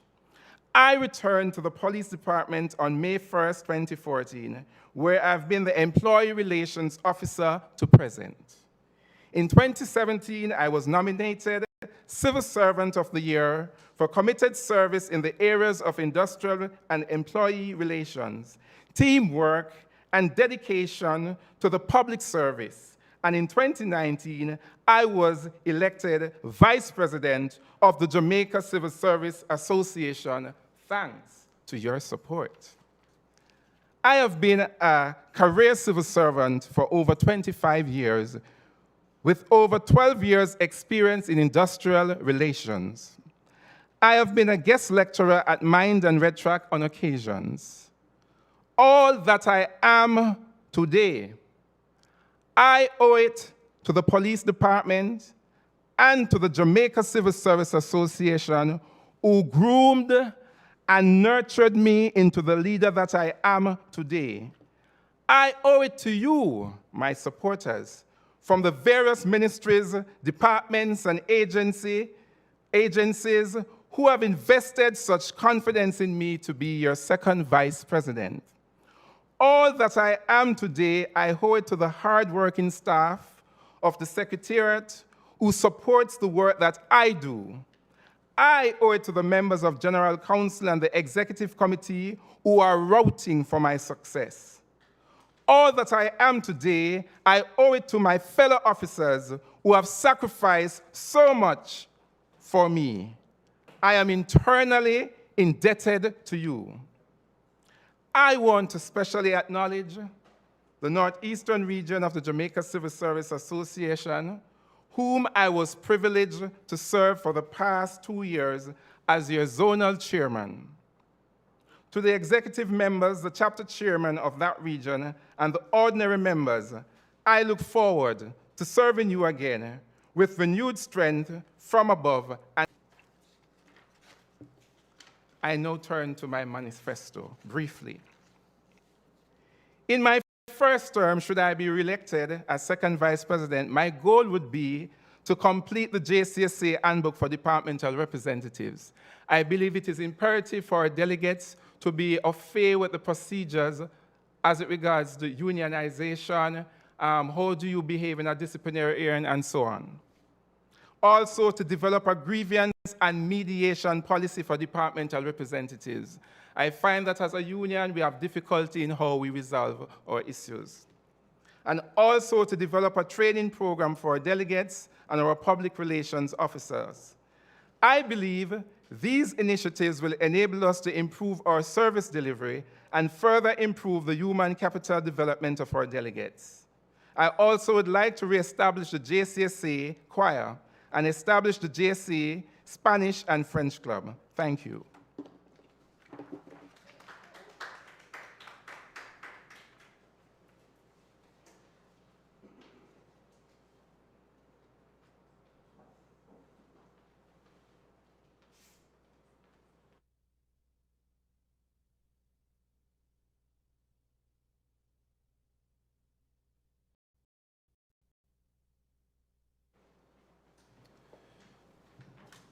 Thank you very much, Kelvin Thomas, and also Keisha James for your presentations. And now I open the floor for questions from our panel of adjudicators.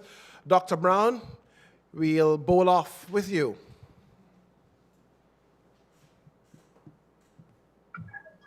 Thank you, thank you. My question for both candidates is, how do you see yourself, how do you see yourself supporting the mission of the president, of your president, whoever president is elected? What kind of leadership support you would give? And then a kind of a side question for Kevin. You're running as a team with O'Neill. In the event that O'Neill was not elected, how do you see your gift to whoever else becomes president? All right. Go ahead, Ms. James, because the first question was general, and then the other was more specific. You have 3 minutes. Yes. It's on? Yes, it's on. Don't touch it. It's okay. Okay, it was off then. Good morning again, brothers and sisters. For me, the membership, your membership is affirmed in being a member of the Jamaica Civil Service Association. The mass is disturbing me. Sorry. And the membership of this organization, we are 102 years old. I have always served whomever is in charge, because my vision and the union vision is similar. And it gives service to the membership of the organization. And not just to give any kind of service, we give service with a difference. Your membership is affirmed in the professionalism of this organization. It doesn't matter whom at the organization, because we are all members. We are all brothers and sisters. And as a union, we have to unite and put our differences aside, because what counts at the end of the day is service to our members and service to this nation. Thank you. Thank you very much, Ms. James. Mr. Thomas, over to you. Okay, if one should be consistent and focus on what is right as opposed to who is right, in most cases you will get it right. And so we live by principles, and our principles must be consistent, and it must also be supported by our actions. I would have demonstrated that when I became second VP, and not running on the president's ticket, it took a while for the president to earn my trust and for him to know that I had his back. I had to demonstrate to him that I was for him. I was not working against him. Likewise, if I live by those same principles, irrespective of who is at the head, I will abide by those same principles, but it has to reciprocate. So whilst I will do that as an individual, it is for the other person to reciprocate. All right, thank you very much for your... In the event that there is no level of reciprocity from a president that you did not support, what would you then do?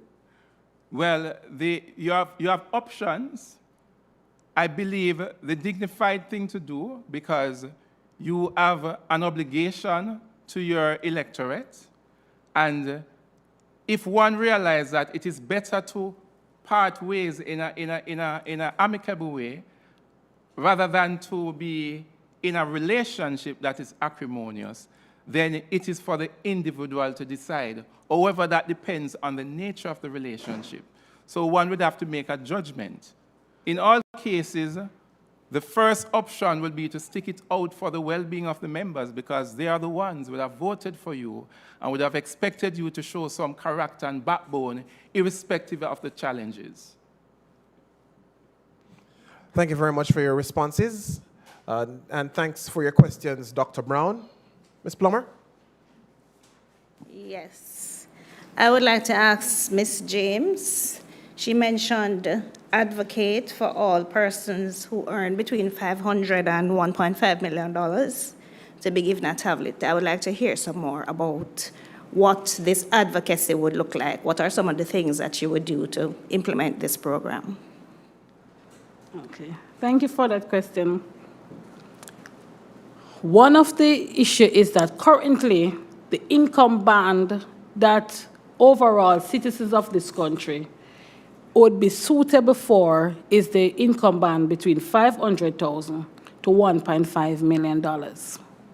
What happens is that a lot of public sector workers don't even know that they can apply. And for advocating,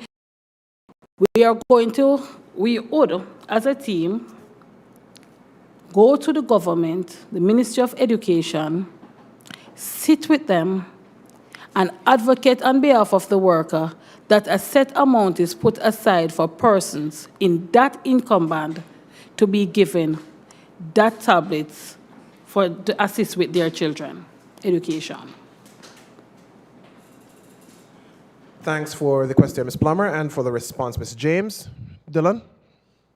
Ms. James, you alluded to the fact that you wanted to improve communication. Do you think that there's a communication deficit in the JCSA? Yes, there is a communication deficit. As I had alluded to, I went on my campaign trail for the rural elections. When I went out there, I realized that a lot of members were not aware of the date of the election or that there's even a presidential election that was taking place. That is a case in point that there is a deficit in communication. One other deficit that the members on the ground had complained about is follow-up. Is that what they would say is that they would send their information to the JCSA, but nobody would call them back. So what we want to close that gap to let the members know that, yes, we get your information and endeavor to follow up and follow through with your representation. Final question. You also alluded to the fact that there is a contract work. And yes. You said you'd want the removal of contract work from posts that are in the establishment. Yes. How would you go about that, enacting this in terms of removal of contract work or contracts from posts that are in the establishment? What happened is that policy is already in place currently, but what I noticed is it's not being utilized because, for instance, you have attendants. However, the persons who they are employing now as attendant is placed on 6 months and 1 year contract. There's no job security there, but the attendant post is already on the establishment for the organization, and this is being done across the government service. So you find that they are giving them 1 year contract, which is not beneficial to the employees at all. And this contract is also being used as a disciplinary tool. So there's no job security there. And we are the government we are the union who represent majority of these government sector workers. And sometimes you only hear that the following week that your contract will not be renewed. What time do you get to look another job? Where is the security there? So we need to remove it. We need to let the government stand by what we have in policy already. Thank you. I was asking in terms of how is it that you would try to ensure that this comes to fruition through your office if you're elected? Because the policy is already there, we need to hold our employers accountable. We need to negotiate, advocate for the removal of contract, especially the one-year contracts. Thank you very much, Ms. James, for your response. Mr. Doyle, Ms. Plummer, Dr. Brown, thank you as well. So that's a wrap, ladies and gentlemen, certainly in terms of the manifestos. We've heard just now from the second vice presidential candidates, and prior to that, the 4 presidential candidates. We're going to take a quick break, and when we return, well, we're going to get right to it, the debate. Stay tuned.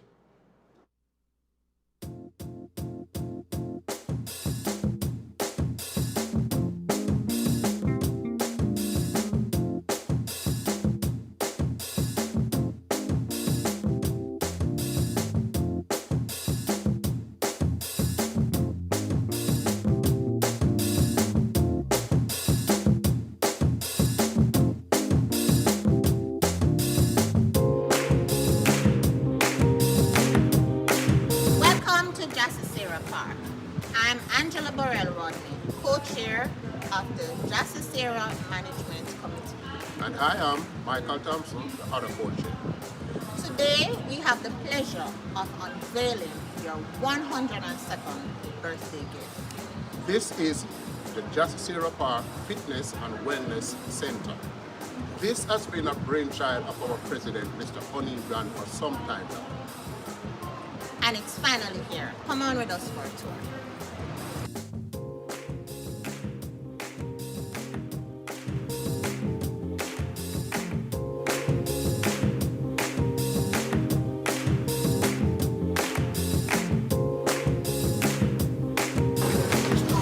Come on in, colleagues.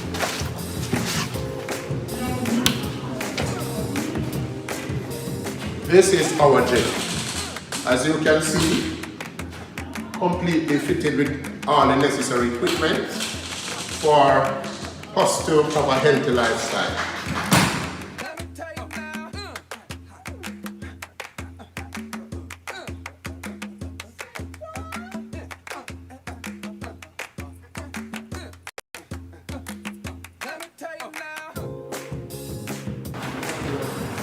Upon entering the gym, you will be sanitized and your attendance logged by a member of the J Park committee. The first equipment that we will be working on when we enter the gym is the treadmill. Any equipment that you're going to work on, you must ensure that you sanitize it first. So, Sister is sanitizing the machine first. And after that is done,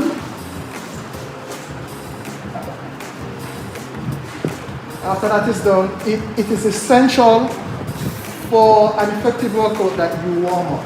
And the best equipment is to use our treadmill.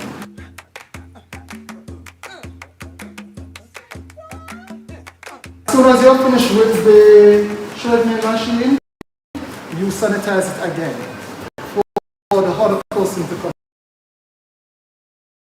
Now you use the tricep.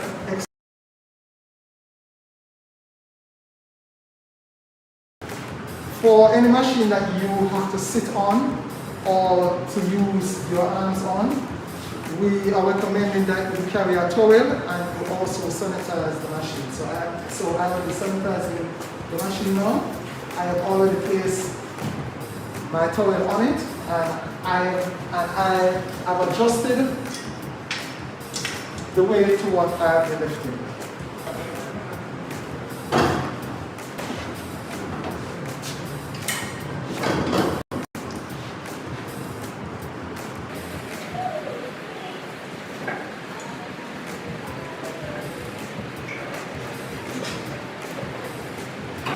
soon as you finish with the machine, you repeat the sanitization process for the next person to use.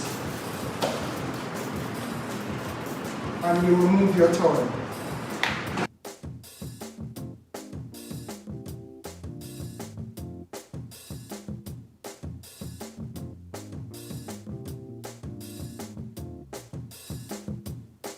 One of our upper body machine is our unilateral shoulder press machine. And what go on, we'll show you how it works.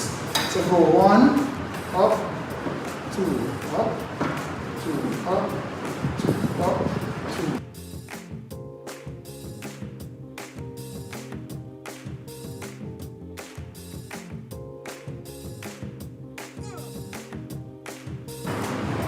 Thank you, Lord.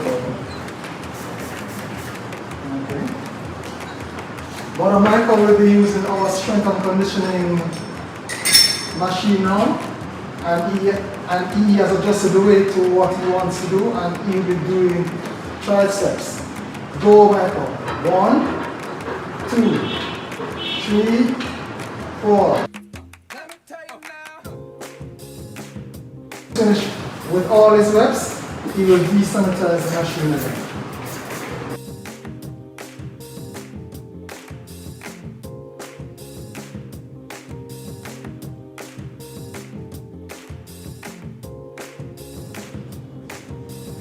This is a vertical leg raise machine. The same thing that you would accomplish if you're on the ground to do your leg up. So you go up, up, up. This strengthens your abdominals and let you have that six-pack. Regulations will be sent to you in short order, and they will also be inside of the gym. Okay? Upon entering the compound, you are asked to sanitize. There are 2 sanitizing stations downstairs. Once you go in the dressing room, the fitting room to change, you are supposed to sanitize before you enter the gym. Okay? And let's all just work together to make this opportunity one that we can all enjoy and get well and get fit together. Thank you.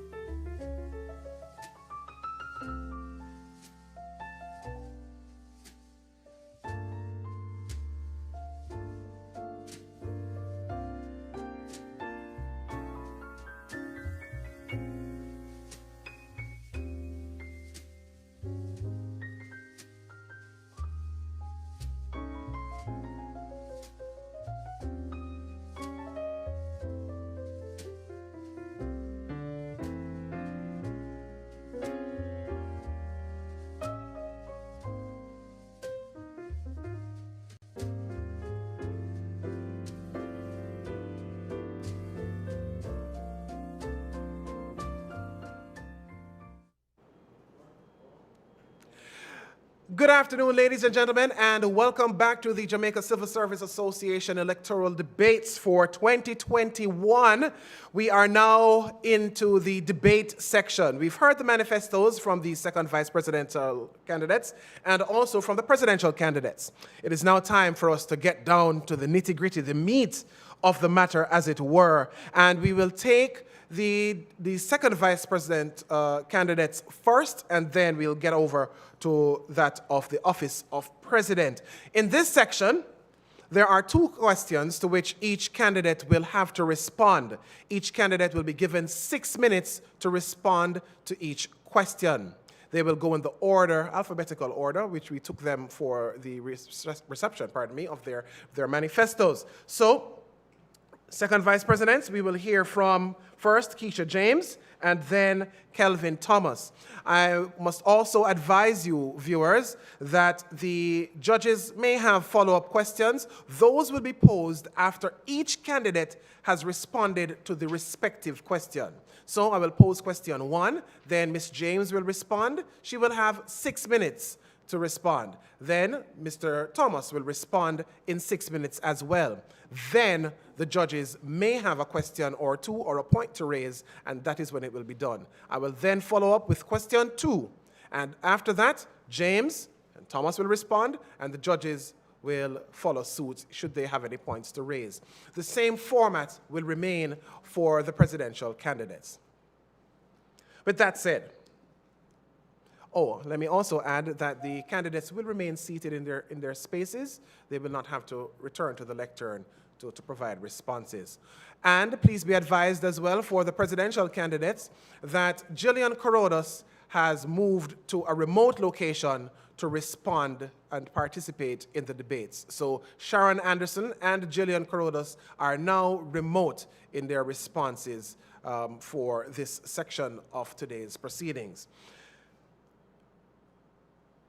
Question 1 for the second vice presidential candidates. Strong labor relations is key to reducing gender inequality and meeting challenges of a changing world of work. Please state how you will be able to achieve this as the vice president of the JCSA using a tripartite approach with the help of a key international stakeholder. I will repeat. Strong labor relations is the key to reducing gender inequality and meeting challenges of a changing world of work. Please state how you will be able to achieve this as the Vice President of the JCSA using a tripartite approach with the help of a key international stakeholder. And just for benefit, one more time. Strong labor relations is the key to reducing gender inequality and meeting challenges of a changing world of work. Please state how you will be able to achieve this as the Vice President of the JCSA using a tripartite approach with the help of a key international stakeholder. Keisha James, you have 6 minutes in which to respond to this question. Thank you.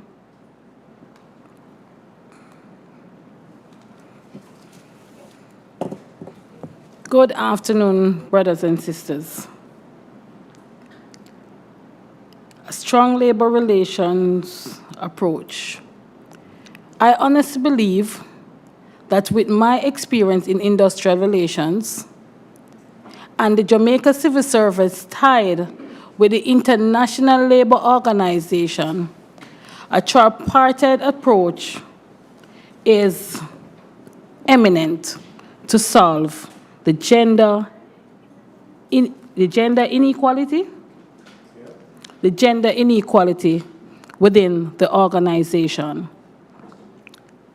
Gender inequality is still prominent in the organization based on the fact that a lot of time, although the government service used a scale, when males are being employed at times, they are placed at a certain point in the scale, up in the scale. Although the females and the male may have the same experience and the qualifications. The female is usually placed at the beginning of the scale. Research has shown sometimes that the rationale behind this is that the men takes care of the family. However, that rationale and landscape has long changed, but the rules to the male game is still plain. Because women at times are now the head of the household. We have to contribute to the men. We are the majority in the workplace. The women have to be playing mother, father, worker, counselor, everything. But then the appreciation is shown through harder work, but less pay. We believe that once everyone is qualified, with the assistance of the government and the International Labour Organization, ILO, a convention can be put in place and ratified by Jamaica to ensure that once all criteria is equal, the same salary apply to both male and female entering in the organization or for the sake of promotion. When you look even in the government service, the women have to work 10 times harder to break the ceiling that is set there. Yes, we have even a prime minister of Jamaica as a female, and it is going around in the Caribbean. However, the women in the public service, even the trade union movements, have to work 10 times harder just to sit at the table with the men. And I am saying, if we are qualified, if we give of ourselves, sacrificing family to do so, I believe the appreciation should be shown and the respect should be shown to us as female within the labor movement and the government service to be treated equally and with equity. Thank you. Thank you very much for your response, Ms. James. And now to you, Mr. Thomas. You just turned it off. I believe that there would need to be social dialogue between government, unions, and civil society. And also, the International Labour Organization will be the body, the international body that we'll use as the authority to help to influence this. Government, you'd want to influence government to pass equitable laws that irrespective of gender, that you get equal pay for equal work for equal pay. And so, yes, there is a disparity as regards to men and women not getting the same pay. And this would have been based on discrimination from time immemorial to say that women are feeble and they are not able to contribute as forcefully to the population. Of course, that is discriminatory. And as a union, we do not support this. So we believe that having this social dialogue, both with the government, unions, and civil society, that is the first place to start as it regards to sensitization, and also for the unions to play a more pivotal role in lobbying government to change, to have laws change that will be favorable towards women and men having equal work for equal pay. Thank you very much for your response, Mr. Thomas. Dr. Brown, Ms. Plummer, Mr. Doyle, do you have any follow-ups? Yes, I have a general question for both. I noticed that when you talk about inequities, in both cases, you seem to bring it down to salaries. And in respect of, I think Ms. James, she included promotional prospects. Are those the only kinds of inequities that exist at the workplace that you'd like to address?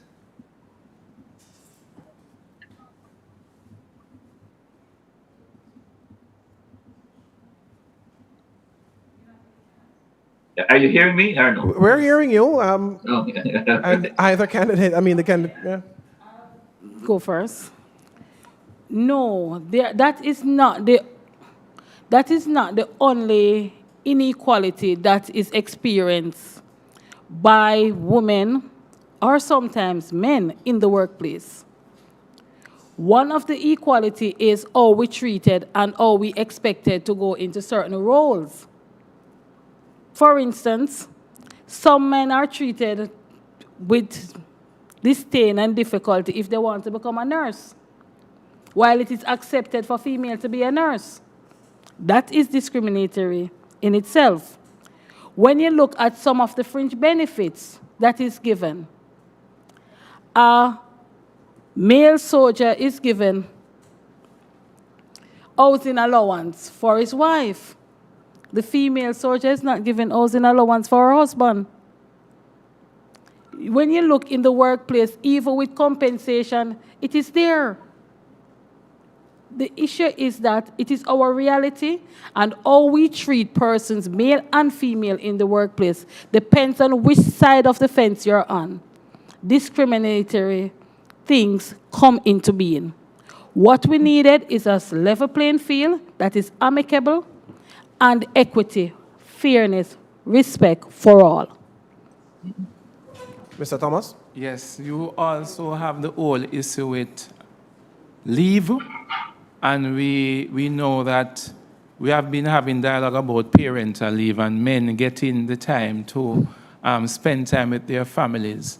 That is one of the issues that also speaks to gender inequality, because the mother is afforded time to spend time with the family, but they do not see it fit to say, okay, we need to pass the law to afford fathers, even though they will not get the comparative number of days, but to bond that bonding time. We know that in some private sector agencies as well, they would have implemented their policy, but in terms of nationally, this would be something that we'd want to implement across the board. So we'd have it not just women getting the leave to bond with the child, but both parents. So that in itself is a form of gender inequality in that aspect. So it's not only as it regards to pay, but that is also another instance. Thank you very much for your responses. Thank you, Dr. Brown. Ms. Plummer? Thank you. I would like to hear some more about the supporting information that would guide these policies that you would want to see implemented. Are you targeting both candidates or one Both. specifically? Okay. Both. Go ahead, Ms. James.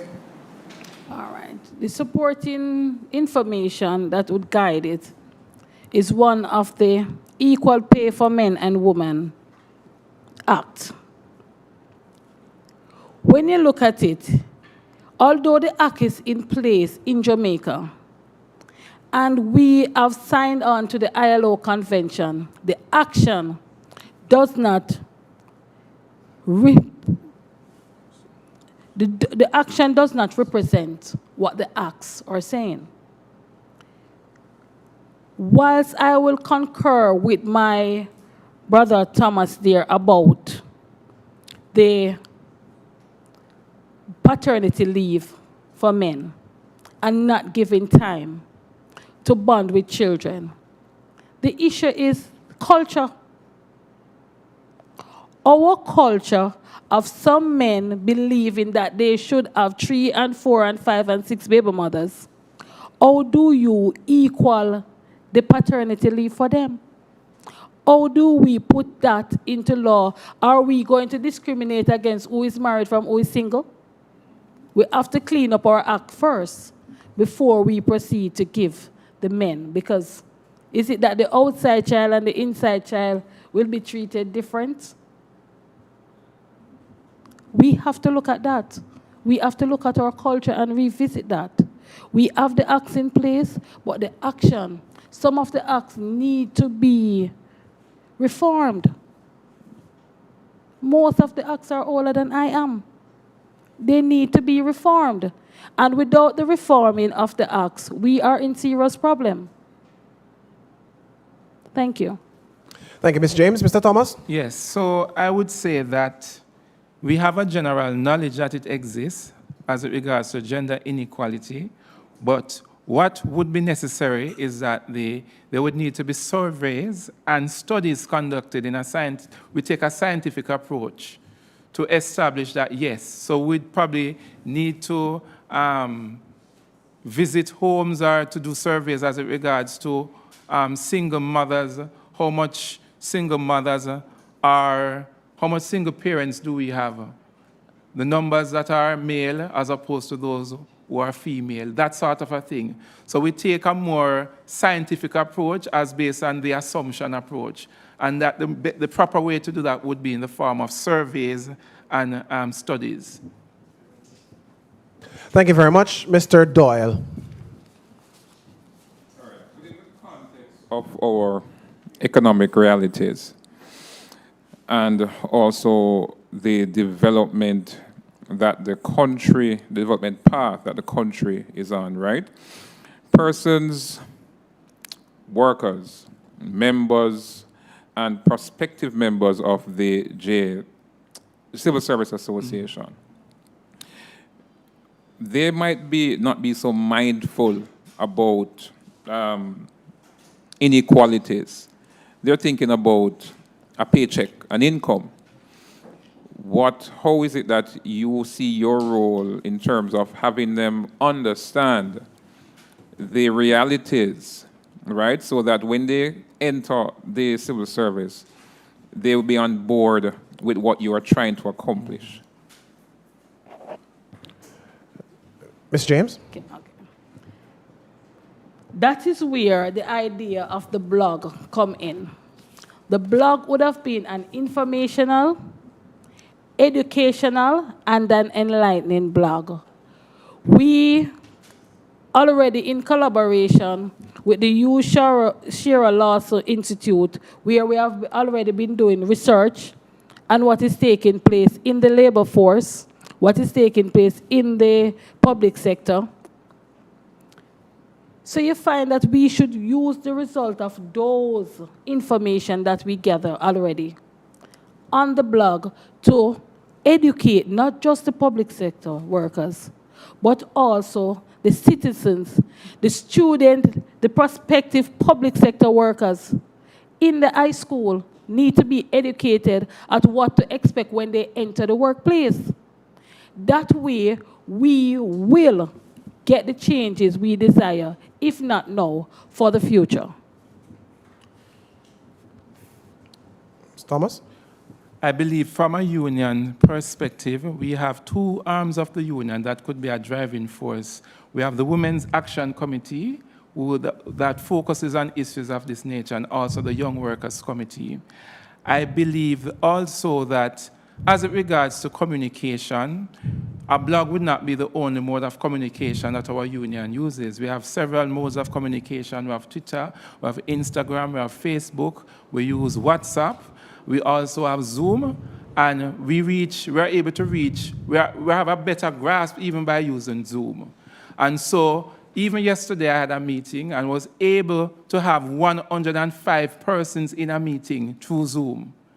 And so we as a union, we have been utilizing the technology to reach our members. And I believe it's a mixture of interaction, both face-to-face and remote interactions. But I would say that those two arms of the union could be a starting point, the Women's Action Committee and the Young Workers Committee, in terms of sensitizing persons from a union standpoint. All right, thank you very much. Mr. Doyle, you have a follow-up? That's a follow-up question. Both candidates would have spoken about labor laws. Now, a seminal piece of labor legislation that is central to this about discrimination would be the Maternity Leave Act. Mm-hmm. The Maternity Leave Act, I believe, is about 21 years old. No, 41 years old, I should say. It's 1979, I think. January the 1st, 1979. Right. No, it has not been amended since its enactment. What role, or how is it that you're going to get the powers that be to get up and mobilize them to, engage with this piece of legislation and modernize it for it to be able to be applicable to what you guys are proposing? James? First and foremost, we have to get the powers at being to sit at the table. Once we get the powers of being at the table, because when you look at the Maternity Act, a lot of private sector has changed and realized that 2 months with pay, 8 weeks with pay, is not sufficient enough, especially if the parents have a sick child or the mother has difficulty during the giving birth. We also realize there's also a lot of confusion within the Maternity Act, where some persons, some workplaces think that you can use for the rest period instead of after the birth. We need to clear that up. And we also have the government, in collaboration with the government, using even JIS to sensitize the country as to what the act entails, how the act should be used, how employees should proceed where the act is concerned. And as I said, we all know, and I must concur with my brother Thomas there, that there are many routes that the Jamaica Civil Service Association has used to communicate. But there is nothing named little or no communication. Communication is never too much. What happened also, we can take it to not just the workplace, because the private sector is leading the government service in this, and the government service is the one who sets the law. We set the rules, but the private sector is ahead of us by giving more time, allotting more time with pay. The government sector workers have to be using their vacation leave to utilize maternity leave and spending time, because economic climate that we are in now. Some of us don't have our savings when we get pregnant to utilize. And the expense of having a child now, some person's savings is used up during the pregnancy alone. So that's my response. We get the government, the power at being at the table, and we work from there. Thank you very much, Ms. James. Mr. Thomas? Yes, I would say that unions, private sector, and government would have to have a social discussion. And I believe the pressure probably would come from the private sector, and then the union will need to, lobby the government some more to get them to at least to amend it, even if it is not by a great margin, but to begin with. We also know that when I was exploring the idea to say, okay, we know that from time to time that the unions try to obtain non-monetary benefits from the government when we negotiate. So I know that whilst it would not be able to be implemented nationwide because the private sector, but in terms of negotiation, we could say, well, we're giving women, our pregnant mothers, an additional 15 days as a part of our heads of agreement. I know it might be contentious, but I'm just thinking out of the box. To say, to begin with, that is somewhere where we could start to say, okay, a special consideration for our women.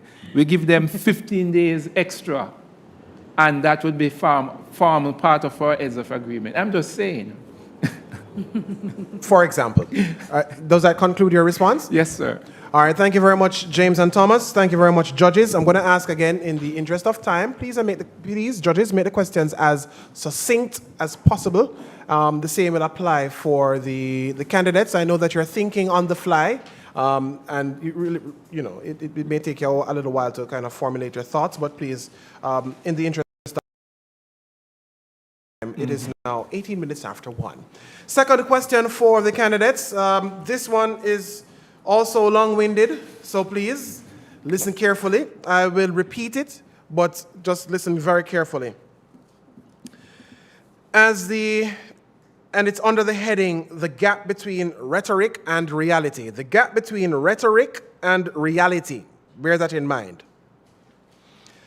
As the Vice President of the JCSA, you are called to a meeting with key stakeholders to discuss the following: of new forms of work and their implications for good labor relations are likely to create dilemma if not addressed. Kindly state how your office can impact this rhetoric or reality. What steps would you take to balance this dilemma? Let me repeat. As the Vice President of the JCSA, You're called to a meeting with key stakeholders to discuss the following: how the emergence of new forms of work and their implications for good labor relations are likely to create dilemma if not addressed. Kindly state how your office can impact this rhetoric or reality. What steps would you take to balance this dilemma? And just for good measure, as the president of the JCSA, you're called to a meeting with key stakeholders to discuss the following: how the emergence of new forms of work and their implications for good labor relations are likely to create dilemma if not addressed. Kindly state how your office can impact this rhetoric or reality. What steps would you take to balance this dilemma? And it being so long-winded, Ms. James, you'll go first, but I will give you another 30 seconds to gather your thoughts so that you can address or respond to this question. And by the way, for those of you who are joining us online on Zoom, if you have any ideas, then please feel free to share those ideas in the chat section. We'd love to see what you are thinking. Who knows, we may even be able to share some of those comments later on this afternoon, certainly not to impact the debate, all right? But we'd really like to hear from you. And thank you so much for watching and listening and participating. We know that you are on work hours, so we have a little bit of a split attention span. But I'm going to ask that you continue to stay with us. Thank you so much for your time and attention. Ms. James, over to you. To dispel the gap between rhetoric and reality, one must always have facts. To get your facts together, one must always do research. You have to do your investigative research, go out there, speak to the member, understand the workplace, and it's not just the members of the organization. You're now speaking about workers, management, employers.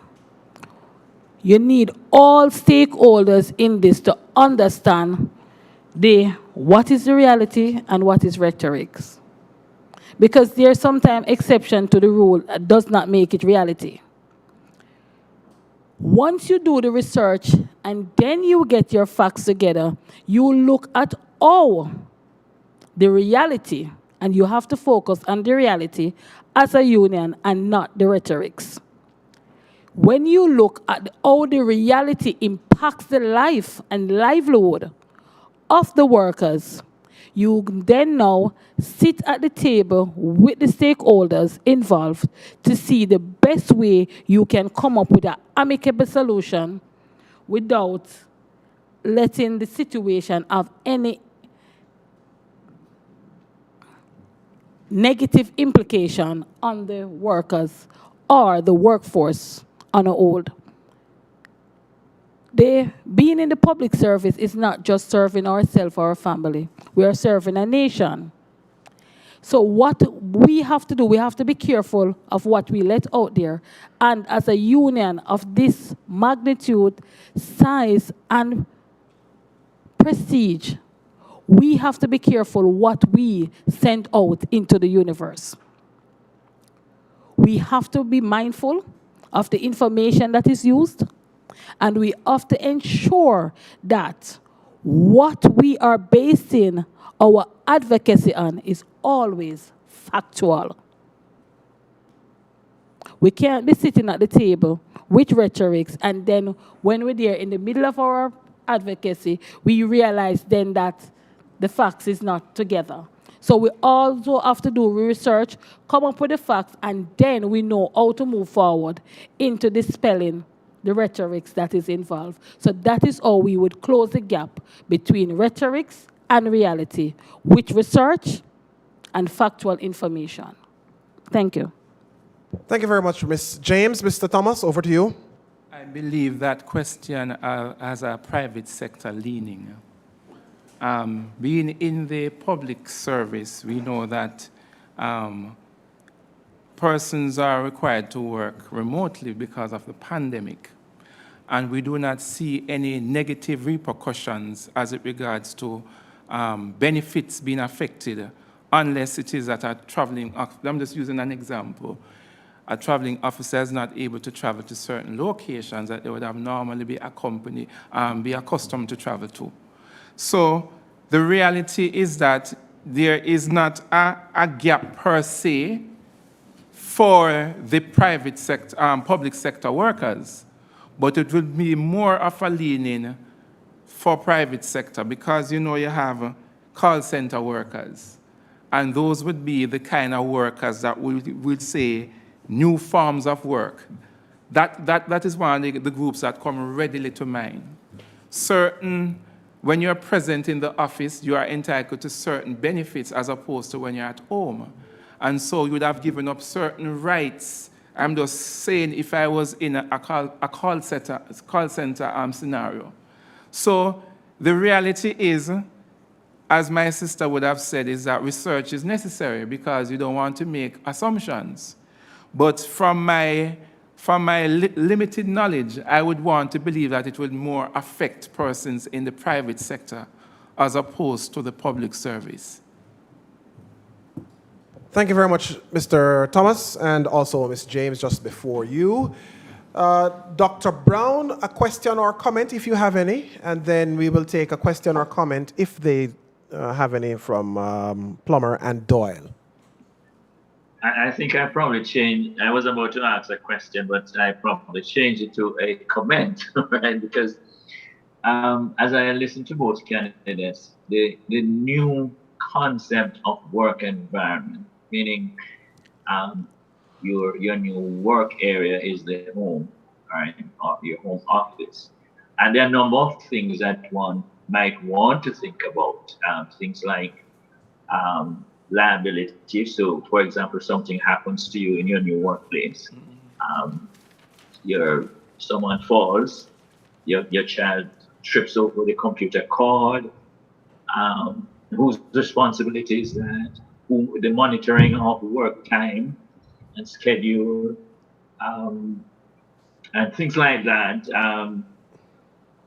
Those could become issues. Dress patterns, benefits, lunch allowance, and things like that. So I think some of those things need to be thought through. And if you were to go to a table as a union person, those are some issues that would have to come to the fore. You work overtime.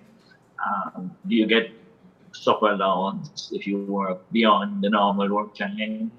And things like that. I think those things would have. I think one would have to look at the normal, and it does go for the public sector as well. One would have to look at what applies in the normal employer workplace, and what obtains in the employee's own workplace, which is their home office, and the transference of responsibilities either way. Is the worker better off, worse off, and things like that. So I think one would have to, and there are lots of other things. I mean, those few just came to mind as we talk. But I think those are the grievance issues that could arise as the employer and employee representative then sit down and say, how do we account for these here? Yeah. So those will be my comments. Thank you very much for your contribution, Dr. Brown. Ms. Plummer. I would like to ask Ms. James. Yes. Right. You mentioned partners or stakeholders to the discussion. I heard you talk about workers, employees. Are these the partners or the stakeholders you were referring to, or there were other persons who would have been a part of the discussion that you would be having this conversation with? There are other stakeholders, because sometimes you have to also go to the citizens. Depends on where you work and what type of service you offer to the citizens. When you look at the stakeholders, and I must first have a slight disagreement with my brother Thomas there, in that it's not just the private sector that is affected in the pandemic, it's also the public sector workers, because the cost, especially where utility is concerned, is being now taken from the government sector, from the government, to be transferred to the employee who is working from home. So that cost, because their expenditure is lowered, while the expenditure for working at home has increased. When we look at the stakeholders, now our stakeholder bundles also expanded. Because if we are working from home, one of the stakeholders that is affected is also the family. How we take care of our family and how this negative or positively, in fact, impact our family.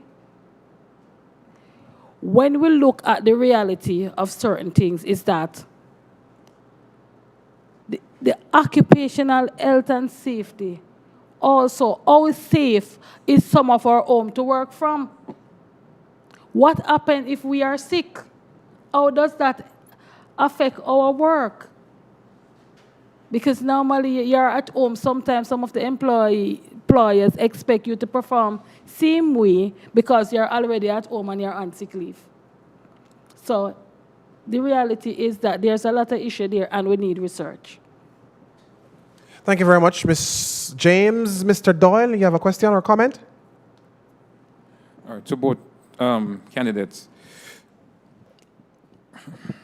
Would emerging trends in industrial relations or the advent of public sector transformation, would any of those two things play a part in your response to this particular issue? If yes, what role would it play after you take it into consideration? Yeah, what role would it play in your response? Who do you want to go first? Repeat that question for me. I said emerging trends in industrial relations and public sector transformation. Yes. Would any of those play a role in your response to answering this question at that meeting? And if so, what role would it play? And anybody can go first. Okay. I'll go first. It would play a significant role because when you look at the emerging trends that is happening now, work from home, persons working on the road, you have a difficulty in proving injury on the job. You have a difficulty in proving that you're not negligent when you get injured on the job. So when you look at when we're sitting at the table, and I will emphasize that research is needed. Because what we are trying to do, when you have all the facts on the table, you will now know how to approach a situation and from which angle that it needs more attention or less attention. So when you have the research, you will know the facts that is out there, what is happening in the workplace and the workspace, because the reality is that not just the pandemic, things has been changing for some time now. Persons are working at home, persons are working from home, and persons are working on the road. How do we treat with that? We need research. We need the facts out there. We need to know how the work environment, the changes in environment is impacting the workers and how it also impacts employment. Thank you for your response, Mr. Thomas. Well, I must confess that because the first question was so long, and I now come to the second part of the question, I was trying to mend the pieces as it regards to what it is you were asking. So you're seeking clarification on the question? Okay. Based on the first question that was asked and the latter part that you now refer to as this, I want to tie it in so I can be clearer, understand what you're asking. You want me to repeat the question? Yeah, the first part of what you asked. Not okay. Or probably contextualize your question, bearing in mind what was asked originally for them to yes, that's respond. what I'm basically saying. Okay. All right, so your call for a meeting to respond to if it is rhetoric or a reality, right? So I am asking you if the emerging trends in industrial relations, right, and the advent of public sector transformation, and public sector transformation would have some elements of maybe more efficiency, more productivity, right, which would take into consideration people working from different areas, right, maybe from home, maybe just remotely in general. So I'm asking if any of those things would come into formulate a part of your response, if it is a reality or if it's just rhetoric in terms of the implications.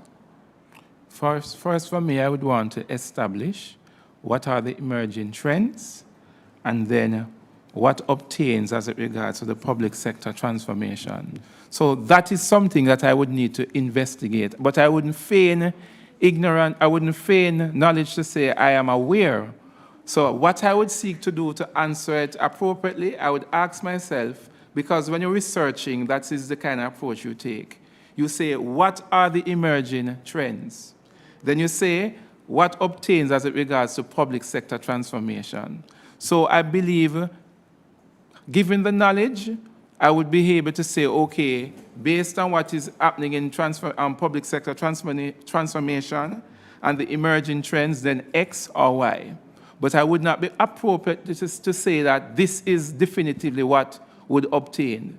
But I would know how to approach it if I was to research on the question further. But I'll take it from that angle, from myself. Thank you very much, candidates and judges. Just to note that among the considerations in responding to questions like these, referencing, for example, any known changes in labor laws, any adjustments in ILO conventions and recommendations would be great. Sound knowledge, obviously, of public sector regulations and staff orders, any policy documents to which you can refer. And I know you're answering on the fly, so it might be a little difficult to always know these things. But it is good to kind of have them in your arsenal, so to speak, when responding. And particularly now when Doyle mentioned public sector transformation process. So we're in a space now where people are working from home. It's a different time. Referencing these things always helps. Any new approaches in employer and employer management and other types of labor relations are always good. So bear those in mind as you go forward, whether as candidates or as a new administration when so elected. All right. Well, that's it in terms of the debate for the second vice presidents. Thank you so much, James and Thomas, for responding to these long-winded questions and also for responding to the follow-ups so eloquently from the panel of adjudicators. So for those of you who are watching at home, thank you as well for participating. You have heard now from your second vice presidential candidates, and we wish both Thomas and James the very best of luck. It is now 1:38. We're going to take a quick 2-minute break. At 1:40, it will be time for the debate among the 4 presidential candidates. Please stay with us.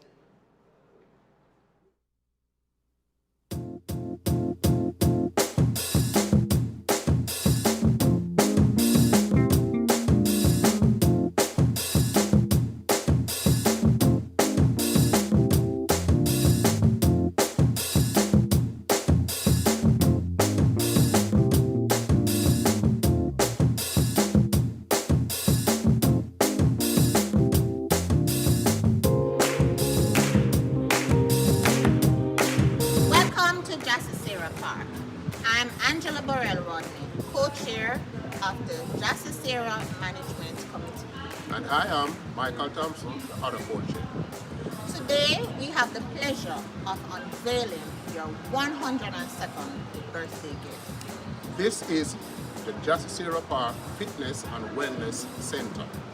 This has been a brainchild of our president, Mr. Honey Brand, for some time now. And it's finally here. Come on with us for a tour.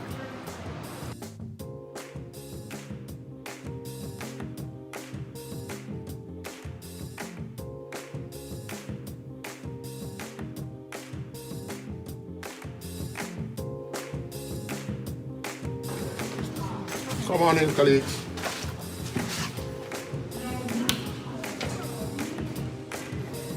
This is our gym. As you can see, completely fitted with all the necessary equipment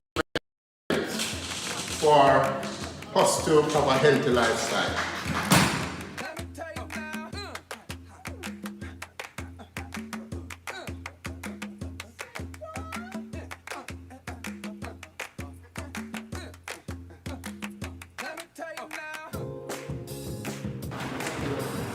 Upon entering the gym, you will be sanitized and your attendance logged by a member of the J-Park committee. The first equipment that we will be working on when we enter the gym is the treadmill. Any equipment that you're going to work on, you must ensure that you sanitize it first. So, Sister is sanitizing the machine first. And after that is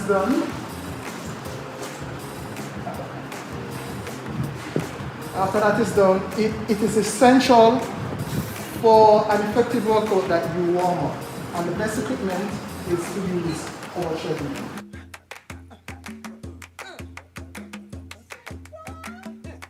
As soon as you're finished with the treadmill machine, you sanitize it again for the other person to come and use. So I will be demonstrating how you use the tricep extension machine. This is another strength and conditioning machine. For any machine that you have to sit on or to use your arms on, we are recommending that you carry a towel and you also sanitize the machine. So I will be sanitizing the machine now. I have already placed my towel on it, and I adjusted the weight to what I have been lifting.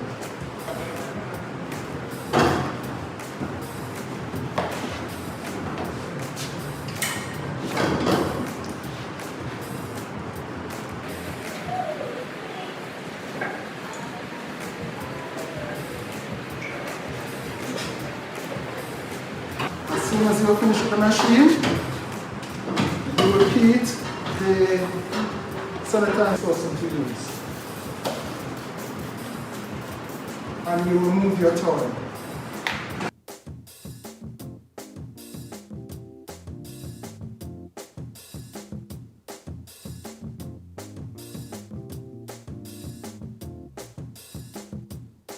One of our upper body machine is our unilateral shoulder press machine. And what I'm going to show you how it works. So go 1, up, 2, up, 2, up, 2, up, 2.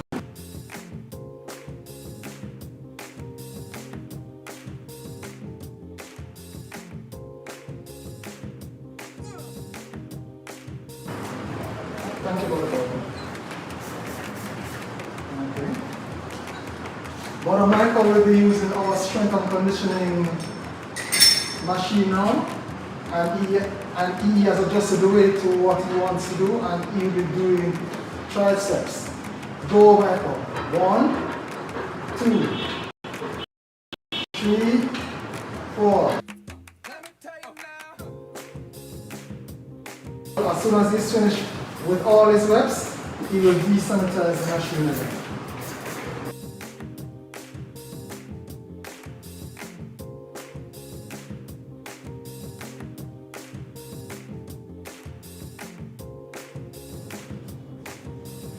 This is our vertical leg raise machine.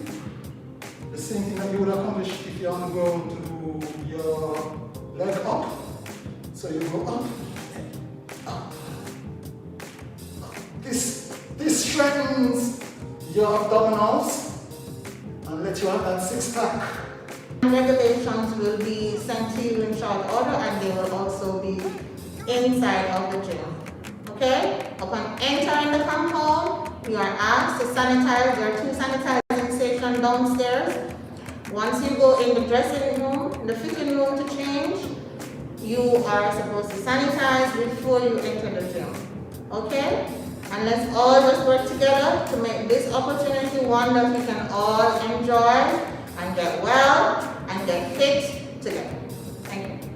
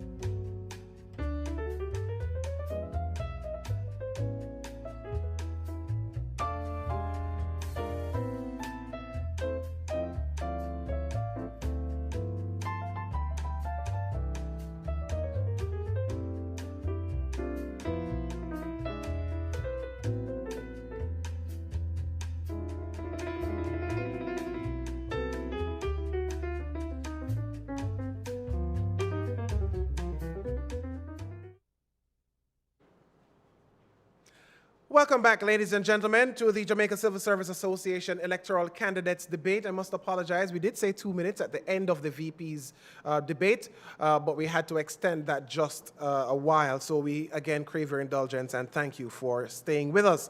We're now at the debates section for the presidents, and there are 4 candidates. They are Anderson, Byfield, Corodas, and Grant. Just to let you know that the pair of Anderson and Corodas will be remote. They will be appearing remotely, while Byfield and Grant are here on site in-house. So 2 questions will be posed to each candidate, one at a time. The responses will be taken one at a time, and then the judges will pose any other questions they have or make any comments thereafter once all the candidates have presented. All right? They have 6 minutes. For those candidates online, those remotes, that's Anderson and Corodas, I will give them a 1 minute warning when they have completed 5 minutes to let them know that they've got to wrap up within 60 seconds.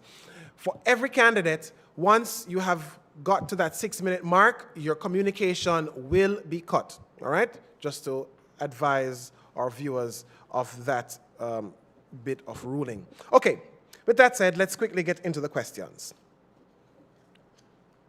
Gentlemen, ladies, of course, the first responder or respondent will be Anderson, then Byfield, then Corodas, then Grant, the order in which we took the manifestos.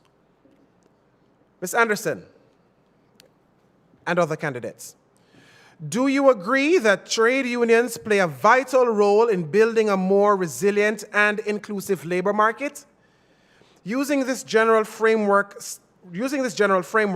state how this can be localized. Also, state how your presidency can effect or sustain change in labor markets.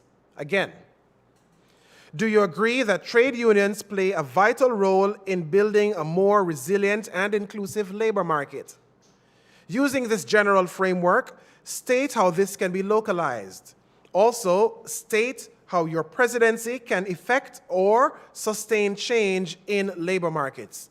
And once more, for good measure, do you agree that trade unions play a vital role in building a more resilient and inclusive labor market?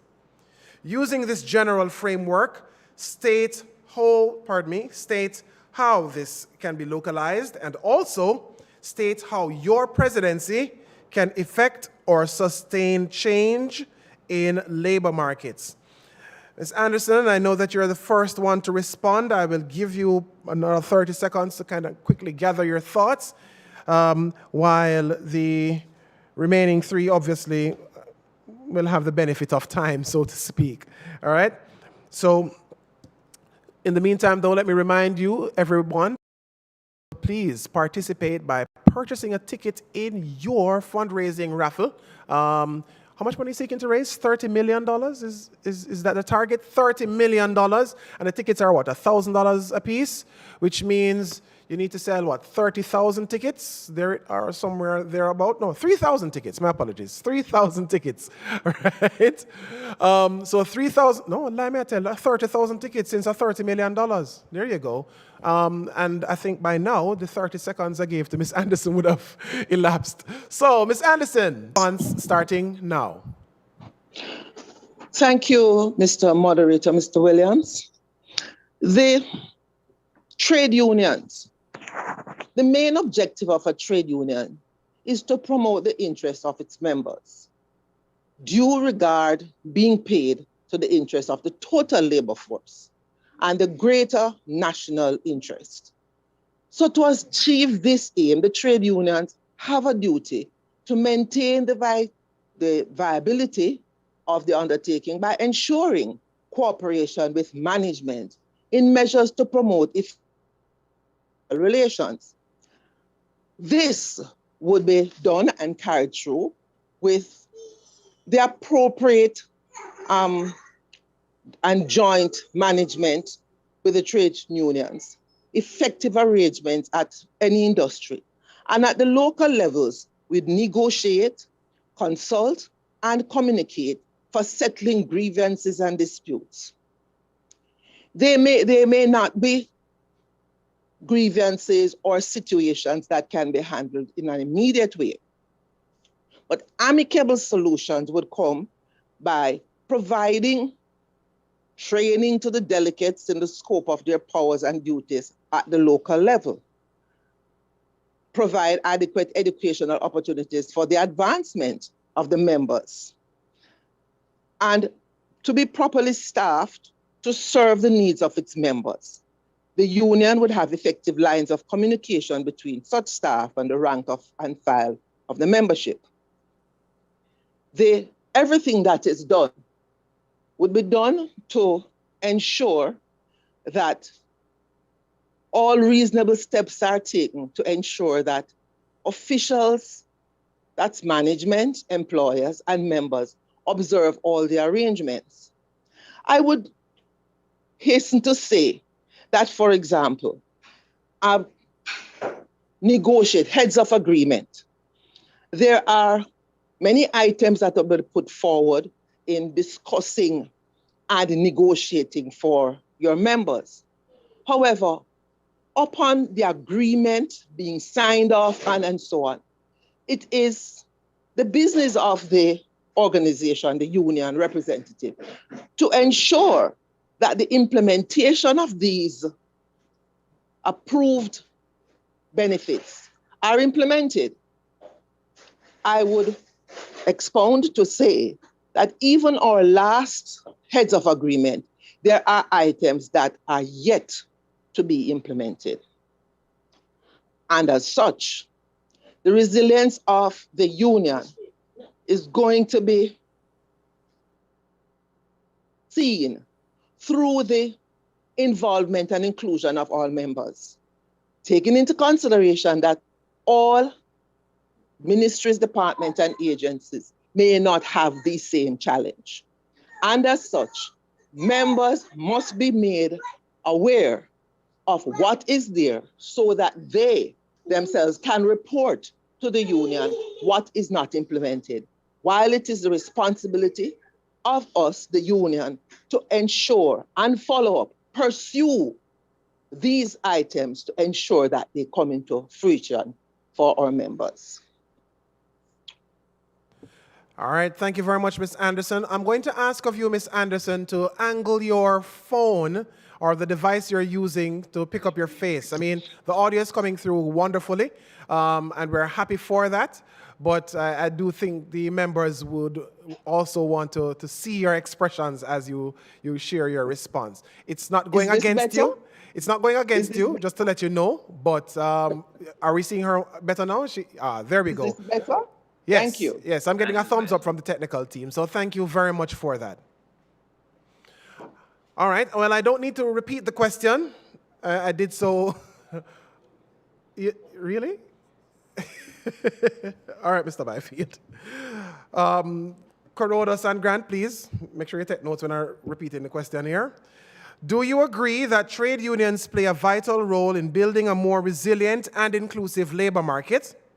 Using this general framework, state how this can be localized. Also, state how your presidency can effect or sustain change in labor markets.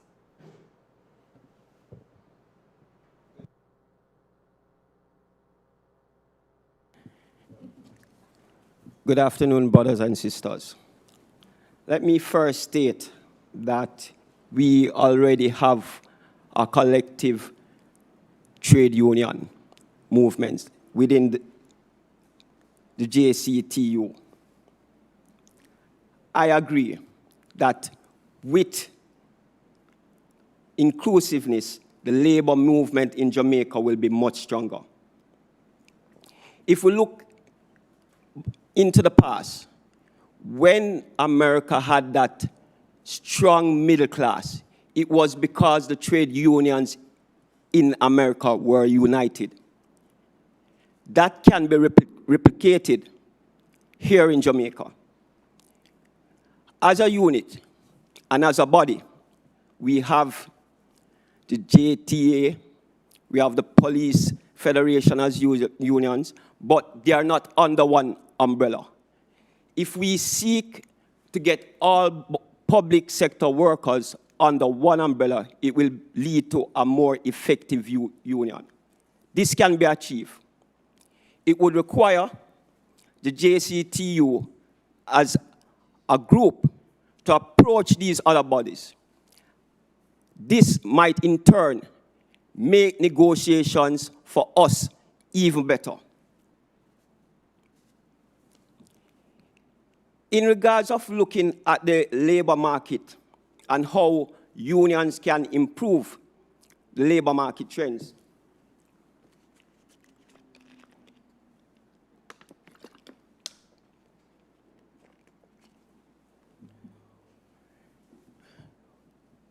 we can't make any mistake.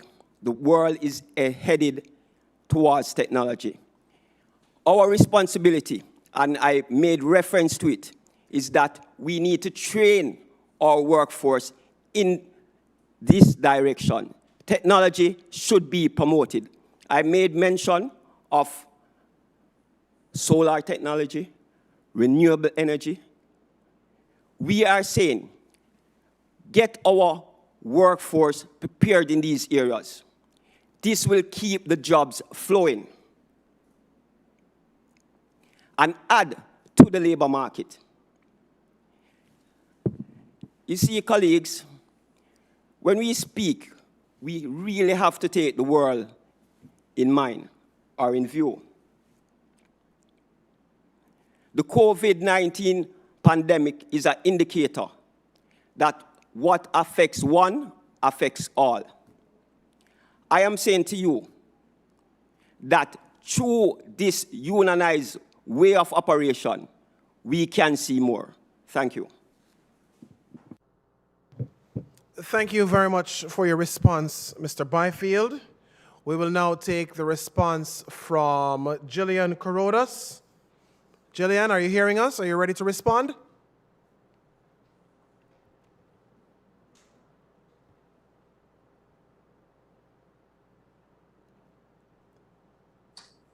Yes, I'm hearing you. Are you hearing me? I'm ready to respond.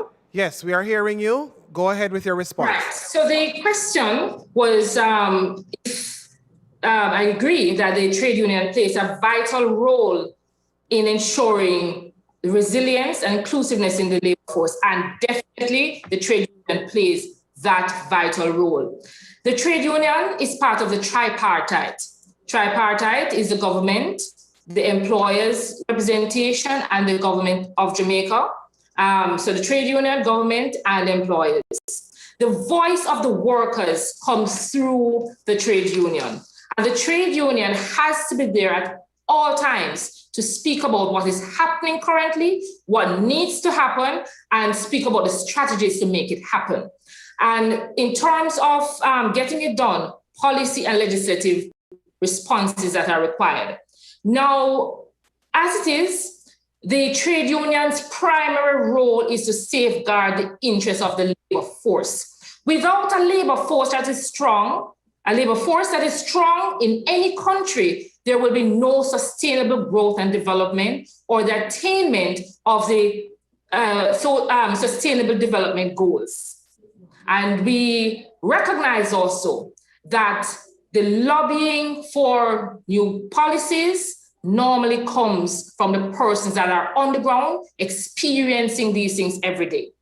Now, as president, definitely, the social dialogue will be extremely important, and leading that social dialogue with a team of able persons from the Jamaica Civil Service Association and our sister unions that are headed by the Jamaica Confederation of Trade Unions.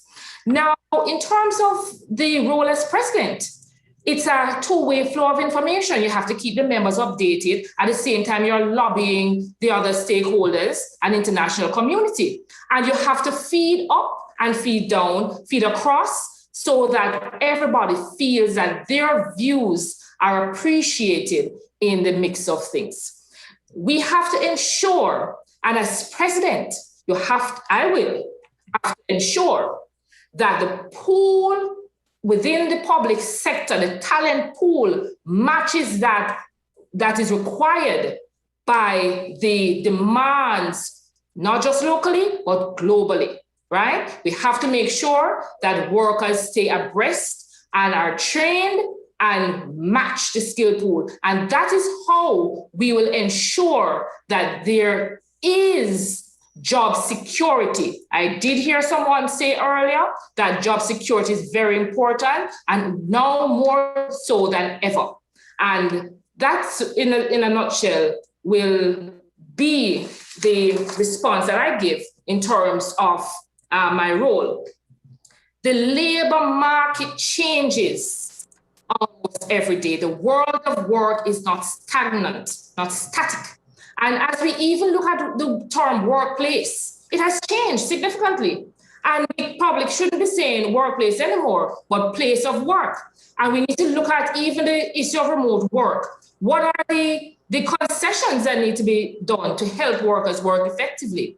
And certainly, we need to look at how do we manage, supervise efficiently and effectively those workers that are in the homes and are working. We need to look at some of the challenges as well. I heard in the previous discussion, because the reality is that many persons are parents and there are challenges with parenting and balancing life as they work. So there are lots of things that the president, in my capacity as president, I will have to do, or whoever is selected as president, who I will support, will have to do. And certainly, I am suggesting that we're willing, ready, and able to take on that task of resetting the public sector, recalibrating in a way that will redound to the benefit not just of the Jamaica Civil Service Association, the public sector in Jamaica, but the entire Jamaica. Thank you very much. Thank you very much as well, Ms. Corodas, with time to spare. Now for you, Mr. Grant. Thank you, Mr. Williams. I align with the concepts and the framework that the trade union movement does play a vital role. And this was manifested in our successful lobby for the putting together of the Commission for the Comprehensive Reform of the Labour Market, and how the trade union movement would have, under the persuasion of the late Lord Goodley, advocated and lobbied for various changes to be made to our labour laws that we thought are inclusive and will speak to the resilience of not only the labour market but the Jamaican economy. In terms of how we localize it, of course, legislative arrangements will have to be made. We did identify significant changes in our labour laws that we thought would allow for that to happen. Coming out of that consultation and discussion would have been, for instance, the implementation of the flexi-work legislation. And now we saw how important that is, given the fact that COVID-19 pandemic hit us, and that flexible work legislation was quite instrumental in allowing workers to work remotely. And we are really paying homage to our foresight and insight in ensuring that that piece of legislation was pushed. The definition of the worker several years ago, we changed the definition of the worker to ensure that workers' protection and the ability to seek remedy for any wrong did not have to necessarily come through a trade union representative, but the worker themselves could go to the Ministry of Labour and seek the changes that they need. As president and one of the leading voices, the president of Jamaica Civil Service Association, with its 30,000 members on record, is one of the leading voices for change in the public sector. And for us to realize this change, we are pursuing what we refer to as the efficient cooperation between business, government, and society. This speaks to the tripartite arrangement that must anchor any discussion about resilience and inclusivity in our labour market. We are an island. Our shores are open, and we don't have the resources that we can sustain ourselves. We don't have the mass in terms of population to sustain industry. And so we must constantly attract capital. But when the capital does come, it must come into an environment that can sustain capital. And so we have been enacting legislation over many years, but we have also lagged behind in the enactment of those legislation, particularly those having to do with special economic zones and so on. What we need to have now is, as chief advocate, the president of the JCSA being chief advocate, that we need to now use our strength as a lobbyist, as a network facilitator, to walk the corridors of power to which we have access to ensure that the tripartite arrangement works.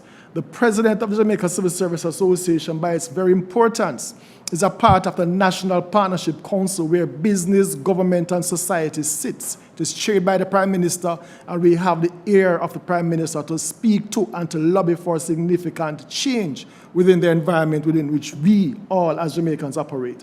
We are pursuing what is called the Vision 2030 to make Jamaica the place of choice to live, work, families, and live work, raise families, and do business. And central to all of that, central to that theme is the worker. This is Workers' Week, and we must ensure that when we craft policies and legislation that the worker is front and center. Are we perfect? Have we done it well? No, we have not. As a country, we have failed. There has been significant lack of investment in workers from 1938 until now. When we crafted in 1919 the Trade Unions Act, we were not able to properly centralize the role and the strength of trade unions until 1938, when the first major conflagration started in Frome in Westmoreland. Now we are in 2021, now we have a different crisis. It's called the COVID-19 pandemic. How are we addressing that?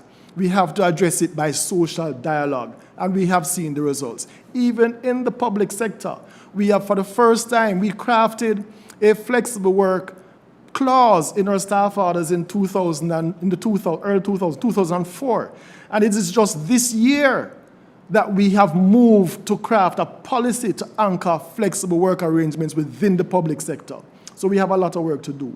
And it is the lobbying and the work of the Jamaica Civil Service Association through its president that has caused us to reach this place where policies are being enacted to build the resilience in our labor market, to ensure that the policies are inclusive, to ensure that the gender lens is typified in all of the legislation that we have. The role of the president is to go and sit in front of Parliament when they are debating legislation, and we have been doing that through the president of Jamaica Civil Service Association. We have a team of officers that have been chosen and chosen carefully by our members, that have the skills and the competencies to not only think but articulate the issues that our members are facing. And as the leader of the team, I am prepared and willing to guarantee, based on the empirical evidence that we have demonstrated through action and results, that the Jamaica Civil Service Association, through its president, has been able to impact not just the local,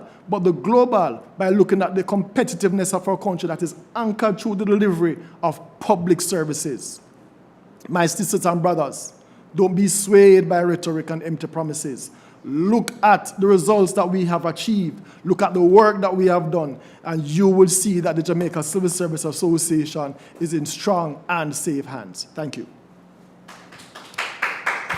Thank you very much, Mr. Grant. Also to Ms. Corodos, Mr. Byfield, and Ms. Anderson for your responses. Now, we will invite the judges, if they have any questions or comments, to share those. Dr. Brown, do you have anything to add, or? Just a quick question. And I commend the presenters. I think I got quite a bit out of it. But the question is, if production and productivity were to increase, then the workers would benefit, and so would the economy. Would you advocate a situation where we move to a performance-related pay system to increase productivity? Would the union support a formula like that? You do have performance-based systems already. The challenge that we have is that the reward systems are not there. So we have the performance system, the output-focused job descriptions have been in place. The government is now moving to ensure that all ministries, departments, and agencies are performance-driven, not just the executive agencies. The union has agreed that we need to go in that direction because we believe that productivity has been too low in Jamaica for a very, very long time. However, the productivity that we speak of is not just the productivity of labor. We are talking about total factor productivity. And the Jamaican public sector has been under-resourced for a very, very long time. We do not have the equipment that we need, the resources that we need. And so if you give a man a fork to fork an acre of land, he will do it, but it will take a long time. But if you give that man a tractor to fork that same acre of land, to plow that acre of land, he will do it in a matter of hours, if less. And so that is what productivity is. So what I'm encouraging those that are looking and that are decision makers, that we need total factor productivity to drive productivity. And the Jamaica Civil Service Association has been a champion for productivity within the public sector using the performance-based matrices that exist. Thank you for your response, Mr. Grant. Byfield, Corodas, Anderson, do you have any inputs on this question? Yes, I do. Okay. All right. All right, Miss Corodas, Mr. Byfield kind of beat it to the punch, I think probably because you're remote. So we will take Byfield, then Corodas, and Anderson, if you have anything to add, you may do so after Ms. Corodas.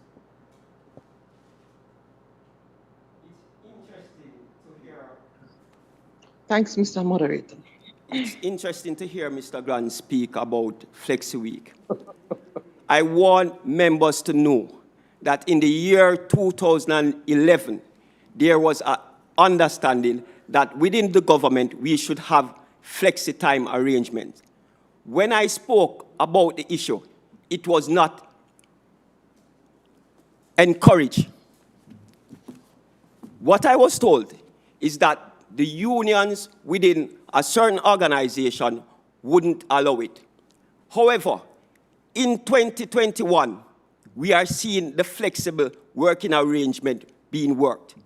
That is because of lack of vision. And that is why you need a new president that can see the future or see into the future. Mr. Grant spoke about the productivity within government working well. The productivity within government is rather low. To do or to increase efficiency within government, you will have to spend in the technology. The government at this time is not pushing towards that spend. So how is he going to say, now is the time government will do it? How will they do it? How will productivity increase in Jamaica in 2021? Thank you. Thank you for your response, Corodas, and then Anderson. Sure. Okay, thank you very much. May I go ahead? Go ahead, Corodas. Okay, so definitely productivity efficiency drives any economy, and Jamaica needs to improve and increase productivity efficiency. Yes, in the private sector, but definitely in the public sector. And I dare to say that without an efficient public sector, even the private sector can't be efficient. And how do we do this? Yes, we have a system of performance evaluation linked to our corporate planning and our budgets, and drilling down to the individual worker and to show that worker how their contribution adds to the efficiency and productivity of their department, ministry, department, or agency, and to the national development goals. But what is also needed, in addition to monitoring the individual performance and the corporate performance, we need to ensure that there is an overall national system of improving productivity efficiency. A system that I am very confident that can be built and supported by an arm of the government of Jamaica called the Jamaica Productivity Center. And those of you who had a chance to listen to the webinar that I moderated just a few days ago would have listened to an excellent presentation by the senior researcher, and it can be found on the website of the Ministry of Labor and the Jamaica Productivity Center. And it indicated that Jamaica was seriously lagging behind the Caribbean partners, Caribbean sister countries like Trinidad and Tobago, St. Lucia, Barbados. And there are a couple of things that has caused it. One, people do not believe in remote work in the way that they should, and simply because they're not aware of the different types or types of remote work. Are Corodas? And also, pardon me? Ms. Corodas, I'm going to give you 30 seconds to wrap, please. Yes, certainly. And also that the culture needs to change in order to support productivity efficiency. And the culture on behalf of both the worker and the employer. So as a union, as a president, I will certainly encourage that unison, unified thought that puts Jamaica first that puts the Jamaican public sector first and puts the Jamaica Civil Service Association members in a very, very competitive way and in a way that they are producing at their optimal through training and development, and definitely providing the resources, the money, the equipment, and all enabling Thank you. environment that is needed. You're Thank welcome. you. Good. Ms. Anderson, we're going to cap you at 3 minutes. Everyone spoke for roughly 3 minutes, so your response to the question should be done in 3 minutes. Go ahead. Thank you, Mr. Moderator. Yes, productivity and efficiency in the public sector and everything that is being done in the national interest. But at the very local level, as we speak to, the fact that the buy-in from workers and supervisors and management would need to understand and be on a level playing field as to where it is we want to go in productivity. And as COVID-19 would have taught as we speak to remote work, there are some persons who, based on the culture, still don't believe that workers can produce from home. I must see you at the desk. And it is true that I can sit at my desk, I can sign in at 6 o'clock, and I leave at 5 or after 5, and I don't produce as much as one who would be working remotely. Because fact is, one who is working remotely, there has to be targets agreed upon by supervisors and management, and these targets would be met. So you would be in a position to see that the efficiency on the production is being met and is being realized.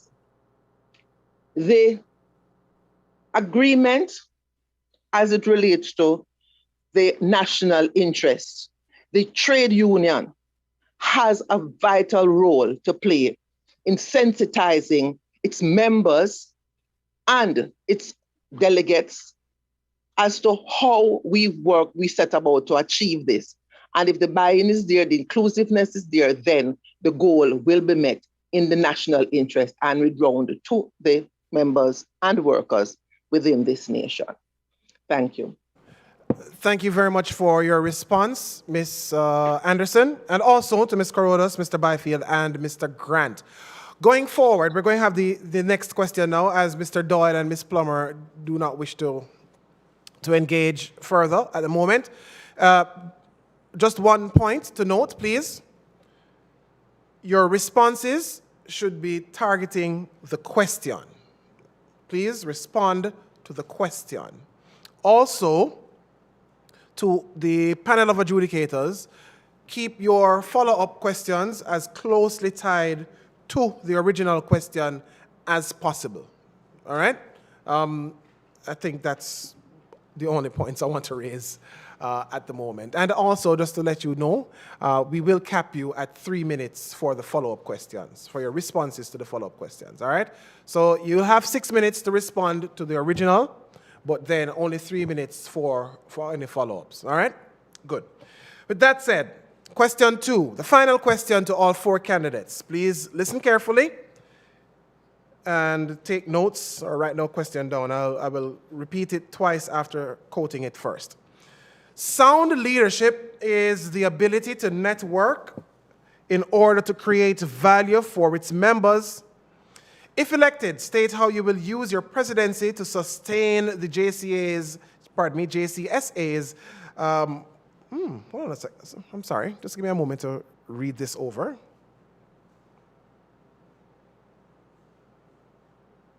Oh, okay. Here we go again. Sound leadership is the ability to network in order to create value for its members.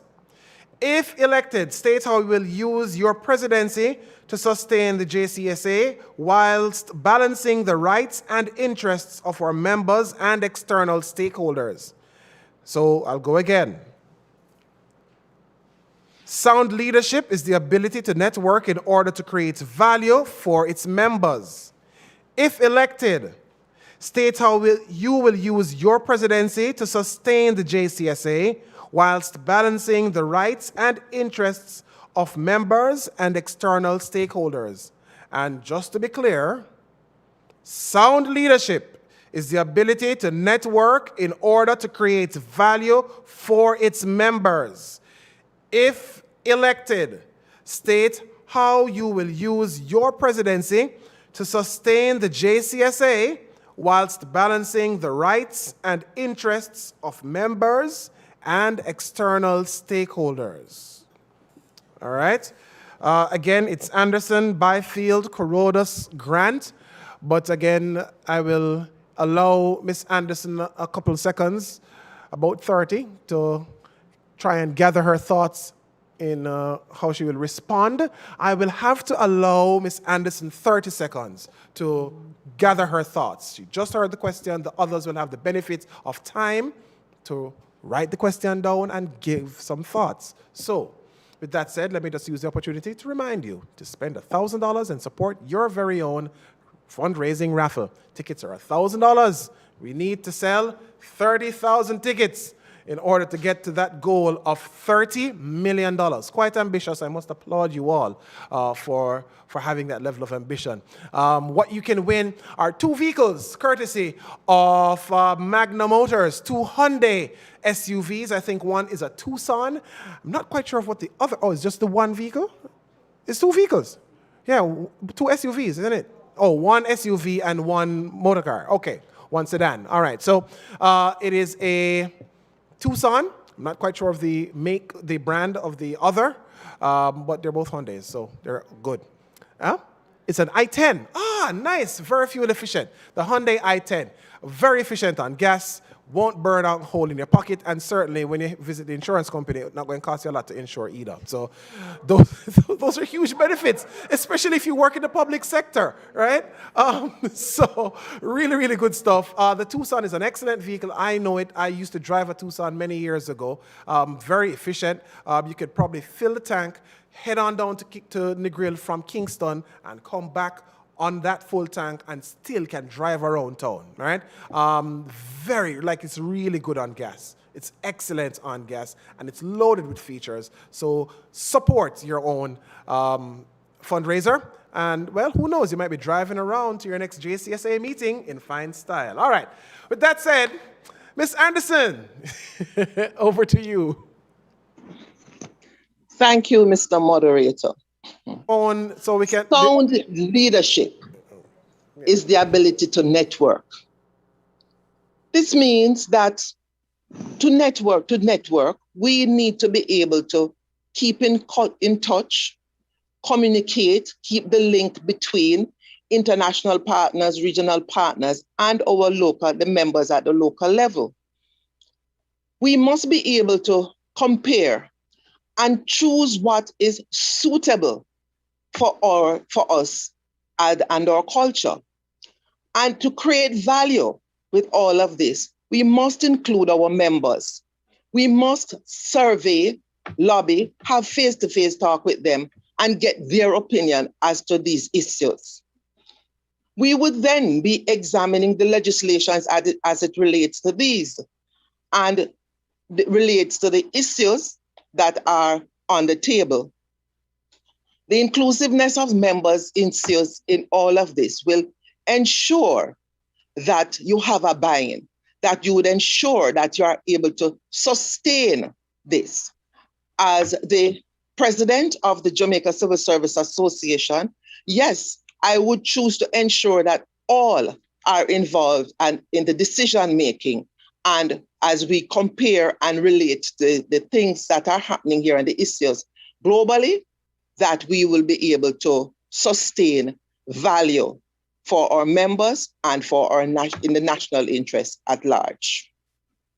Thank you. Thanks, Ms. Anderson. Mr. Byfield.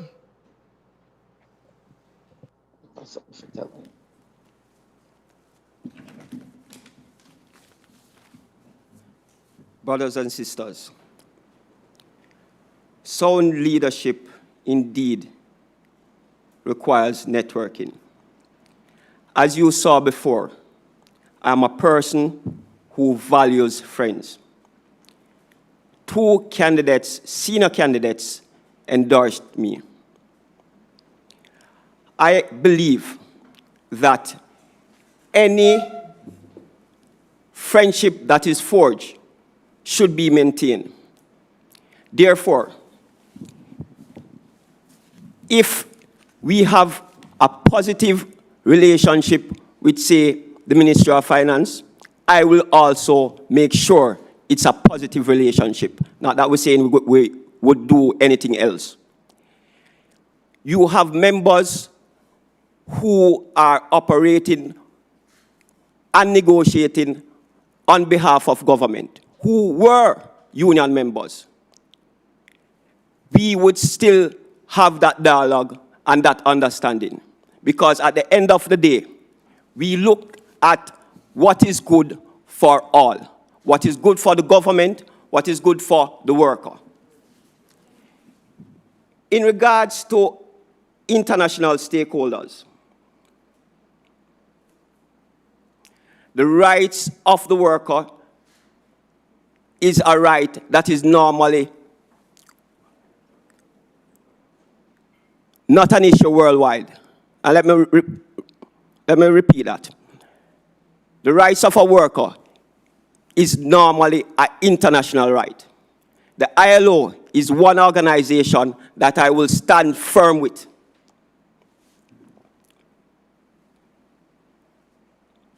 The government, we cannot leave out a partnership with the government, nor the private sector. We represent all factors of employees in Jamaica. In regards of sustaining the Balancing Act, JSSA is also a body. We would do risk assessment to see if it makes sense doing certain things within the JSSA. So for instance, if you're going to do a raffle and you're going to pay $5 million, and at the end of the day, you realize that you are not selling the tickets, you end up with $1 million. That is something that is not likely to make you be sustainable. Risk assessment has to be done. These are some of the ideas that I would use to make better decisions as a president of the JSSA. Thank you.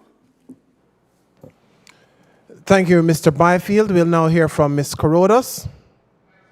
Very much, and definitely sound leadership is leading in a way that people want to follow you, that people believe in the vision, that people believe also that that vision represents them. And definitely, networking is going to be critical to any leader's success, and definitely to my success as a leader. And the networking is within the organization and with the organization and other organizations locally, regionally, and internationally. And in Jamaica, you know, they say good friend better than pocket money. And if you have good relationship, you recognize that if you come from a perspective that you are not the repository of all knowledge, and you open yourself to diverse opinions and suggestions, you will make better decisions. And from the perspective of making better decisions, networking definitely helps. In terms of research and development, we in Jamaica have the luxury of a strong relationship with the International Labour Organization, with the World Bank, with so many other international development partners. We have a solid relationship with within the ministries, departments, and agencies for information sharing so that you can make better decisions. So yes, there is a lot of value that I will have and any president will have in terms of using networking to redound to the success of leadership. And having worked on all or sat on all three sides of the tripartite, I have good friends in every one of those spaces. And definitely, the JCSA will only benefit from the partnerships that I have already established 25 years in this business.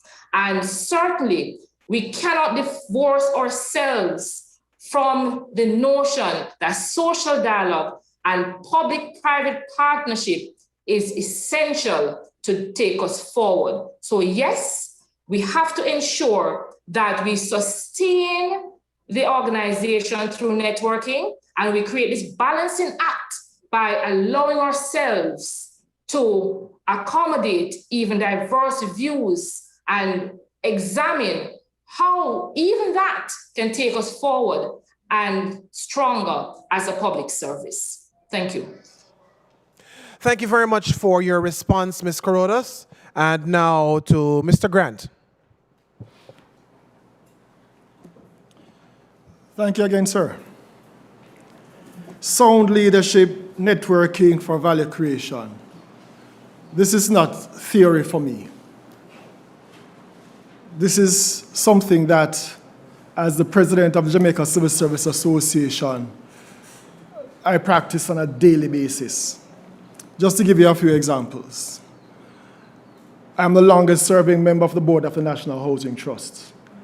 And we have developed policies and programs that directly benefit public sector workers outside of the majority of the population who are contributors. I make no apologies about that. I serve on the board as chairman of the First Heritage Cooperative Credit Union Limited, and we have created value through that networking for our members within the Jamaica Civil Service Association.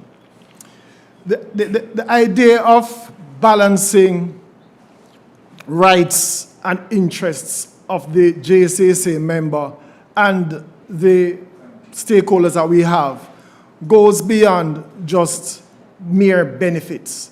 It goes beyond mere profit making. What it redounds to is what the JCSA exists to do, and what our mantra is. The JCSA's mantra is moving its members from surviving to thriving. We cannot do it alone because we are not the producers of goods and services, but our members are the consumers of goods and services. For the JCSA to sustain itself, we have to put policies and programs and have those networkings, collaborations, and partnerships that is going to allow our members to feel the impact of those, to create value for them. And in that way, the JCSA will sustain itself through membership growth and retention. In crafting these policies, we are true to our mission statement, which speaks to the legitimate interests and concerns of our members. Our members are human beings, and we often say that human rights are workers' rights, and workers' rights are human rights. And if we use that as a basis of our argument, as a basis of our philosophy, then it must be that when we are looking at the rights and interests of our members, it has to do with their total being. So when we craft benefits or when we negotiate with external stakeholders, we are looking at how do we create those things that impact our members. Training and education is significant. So we are partnering with Mind, with my role on the board of Mind, for us to craft and to put forward the comprehensive learning framework for the public sector, looking at the competency pathways that as clerical officer can come into the service and elevate to become a permanent secretary. These are some of the things that we are doing to ensure that the members of the JCSA can see, feel the impact of the networking and the leadership that we have in the Jamaica Civil Service Association.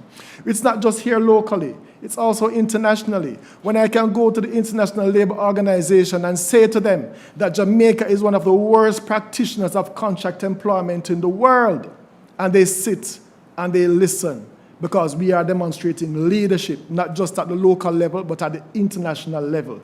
That is what leadership and value creation does within the Jamaica Civil Service Association. The voice of the JSA is powerful. When we write an article and we speak about the issue of paternity leave, it became a buzzword. It became a strong rallying point for the entire country. And so we have legislation that is being crafted, and we are now pushing deeper because our women need more than just the 8 weeks paternity leave that the law prescribes. The International Labour Organization's Convention on Maternity Leave speaks to 14 weeks paid leave, but we have not ratified that. The JCSA is using its clout by the development of policy within the public sector to push for increased maternity leave, so that legislation will follow to secure what we have. This is how we demonstrate leadership. This is how we create value through networking and ensuring that our stakeholders feel the impact of our work within the JCSA. Thank you.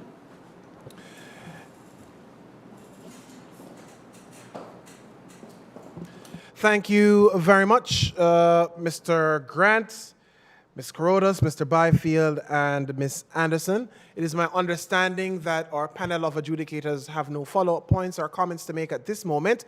They will save those for their closing comments, which will come shortly. So again, excuse me, I thank you all candidates, presidential and vice presidential, for your input, for taking the time to be here. For those of you who had challenges, we understand those challenges, but you still made a way to leverage the use of technology to participate. So to you, Ms. Carrodus, who started here today and then had to migrate to a remote location. To you, Ms. Anderson, who could not have made it in, on site today, but you ensured that you spent the entire day partnering and sharing with us remotely. We thank you so much. To everyone who has stuck out the entire day, keeping us in the background, or took the day off to make sure that the JCSA's electoral debate was your priority for Friday, May 21. We thank you very much for your commitment and for your partnership and your membership, most importantly, for really being that committed, right? Now, the judges will do their bit of deliberation. They've got a bit of math to do. They've got some comments to make. I know that these judges have a lot to say, but they will truncate it to only 10 minutes, right? They will get that 10 minutes in a short while. We're going to take a quick break. I understand already that voting has begun.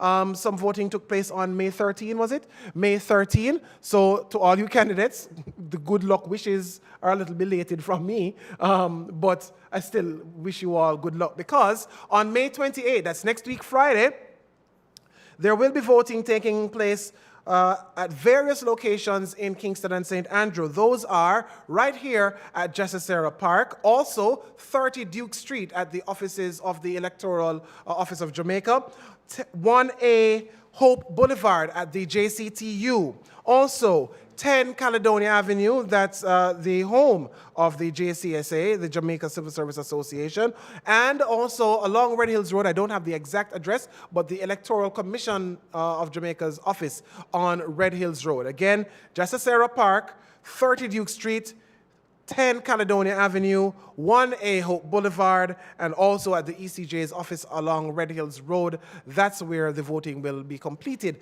next Friday, May 28th. Please do not miss the opportunity to make your voice be heard through the casting of your ballot, right? You've got 2 vice presidential candidates. They are Keisha James and Kelvin Thomas. You've got 4 presidential candidates from which to choose. They are Sharon Anderson, Leo Byfield, Julianne Carrodus, and O'Neill Grant. Please ensure that you go out and exercise your franchise as a member of the JCSA. All right, judges, I know that you're still doing your math. We're going to take a break in a quick, for a while, and then return. Just to share a quick story with you about the power of the universe and how words can really bring things into reality. Last year, when I did this very same event, on the outside, I think it was the first VP. What's Tisha's last name again? Clark Griffiths. She has a long name, right? She said to me, you know, you should get a job with government, you should get a job with government. Then I was in the private sector. I've never worked a day of my life with the government or in government. So things have changed a little bit. In the middle of this pandemic, I was able to secure an appointment with the Ministry of Finance and Public Service. So technically, I'm a little closer to you guys now, right? So, and it's been going very well. It's a little different, but still I enjoy it. I'm very happy that in the middle of this melee that's going all around the world, that I've been able to maintain employment and be a little closer to the government and people of Jamaica through service. So I'm very happy for that opportunity. Anyhow, we're going to take a quick break, and we should return in about 5 minutes, which will take us up to about 2:50. All right? So at 2:50, we should resume, and at that point, the judges will share their comments, and then we will close this afternoon's proceedings. So please stretch your legs, get a drink, and prepare for that response.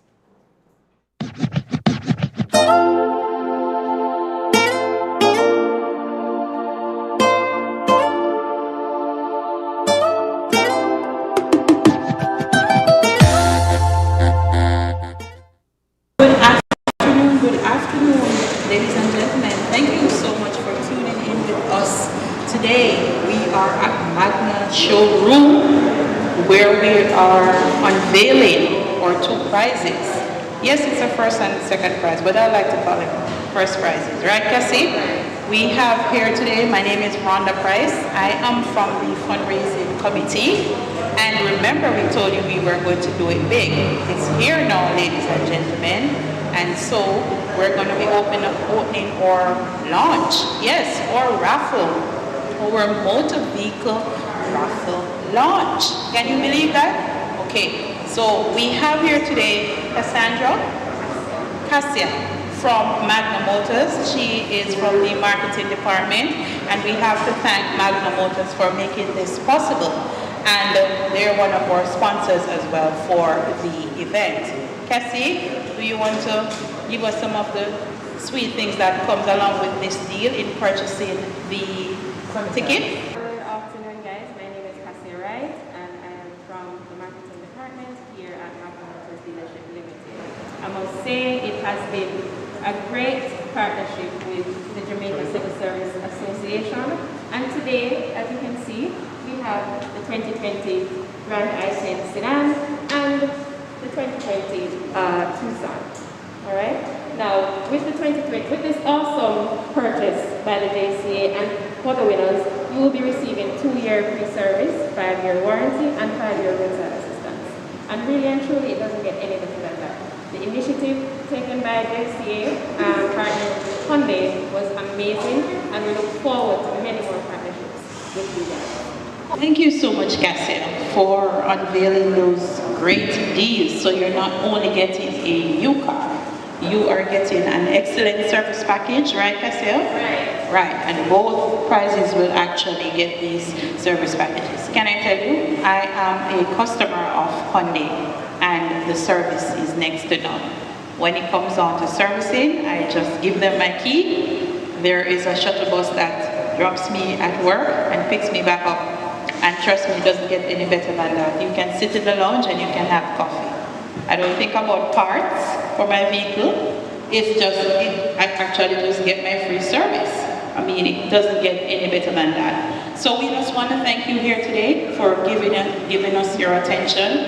And we are going to be introducing some very important persons apart from Magna, which is our president, one and only Mr. Brother O'Neill Grant, and Mr. Clarence Frater from the Officer Corps. And to also introduce to you my co-chair, Miss Marley Nat. Sister Marley, want to introduce the gentleman? Good afternoon, ladies and gentlemen, brothers and sisters. It is indeed an awesome time, an awesome experience. Look, we told you before that something big is coming, and indeed it is here. So, my task today is to introduce to us no other person than our esteemed President Extraordinary, President O'Neill Grant. And also, here with us today as well, as Sister Rhonda said earlier, is the President for the fundraising committee, and that's no other person than Brother Clarence Frater. Put your hands together and make him welcome.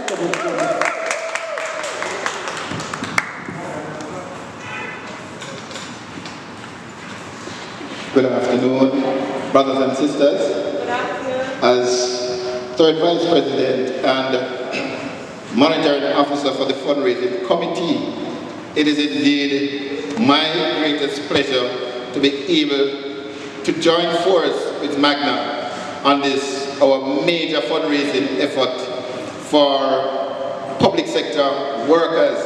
Let me tell you something, the JCSA is a big deal, and so guess what? We don't just do things in single, we do it in double. And so I'm certain that when our members would have seen what we have on offer, then they know and will continue to know that the JCSA is a big deal. Coming, it's coming. Thank you. It is indeed a very happy day. This day has been in the planning for many months, and we sought out our partner in Magna Motors. We were impressed with them in terms of their service delivery and their customer service, and we thought what better partner to have than Magna Motors to create this benefit for JCSA members. Now, the proceeds of the raffle is for the welfare of members of the JCSA.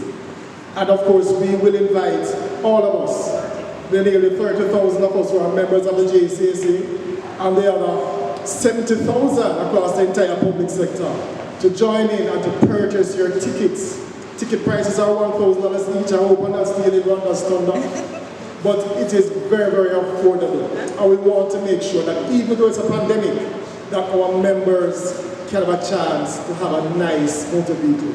The economy I-10 and the more robust Tucson. So it is what you want to do as a member, how you can acquire something for just $1,000. As he said, JCSA is a big deal. We're a massive deal because we are looking after the life interest of our members and of course using the proceeds of these fundraisers to widen the benefit to all members of the JCSA. So, if you don't have a ticket, you don't have a chance, right? That's why I encourage our members to come, participate in the raffle, and ensure that you have a chance to drive away in one of these two vehicles. We have two first prize 1A and first prize 1B. Which one is yours? We don't know. Buy a ticket and we'll find out. Thank you very much.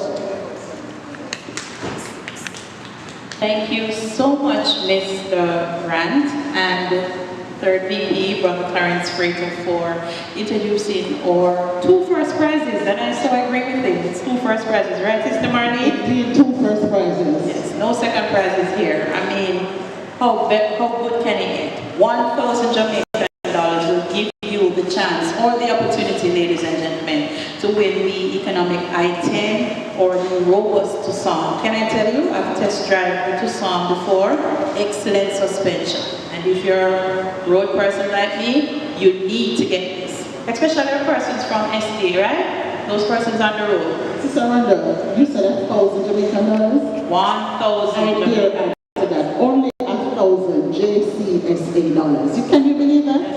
1,000 Jamaican Civil Service Association dollars. Yes. Come on, beautiful. Come on. So, get those wallets out, get those purses out. Come on, purchase your ticket. Take the opportunity. You could be driving away in a brand new I-10. Right, Sister Marlene? You know the only thing about that? What's that? I can't purchase a ticket. Gosh. But nevertheless, as was said earlier, JCSA is a big deal. When we're doing it big. We do it Everything we do big. Right? It's all about extremely big. Yes. And listen, ladies and gentlemen, we just want to thank the officer corps. This was a vision from the officer corps. We have to give them a clap. Yes, we have to. I just want to add to that before you move on, Sister Rhonda. When you have a man with a vision, oh yes, men with a man with a vision, yes, right, and we will run with the vision. Yes. Because as you said, we cannot overemphasize the fact that JCSA is a union for public sector workers. Indeed. And our president and all the officer corps do have public sector workers interest at heart. Yes. And we just want to big them up. Brother Kelvin, or second VP, Tisha Clark Griffiths, or first VP, most honorable treasurer, that's my favorite person, you know, that's the money lady right there. Yes, sir. And the support staff, right? Yeah, beautiful, that's it. Yes, that's ma'am. it. JS, Madam JS, you know you're big, right? You're a big deal. And we'd like to thank the staff at Jamaica Civil Service Association for taking on this opportunity and this dream, because we had a vision and it's actually a reality. And trust me, we're feeling good as the fundraising committee. But guess what, ladies and gentlemen, the stardom is not for us.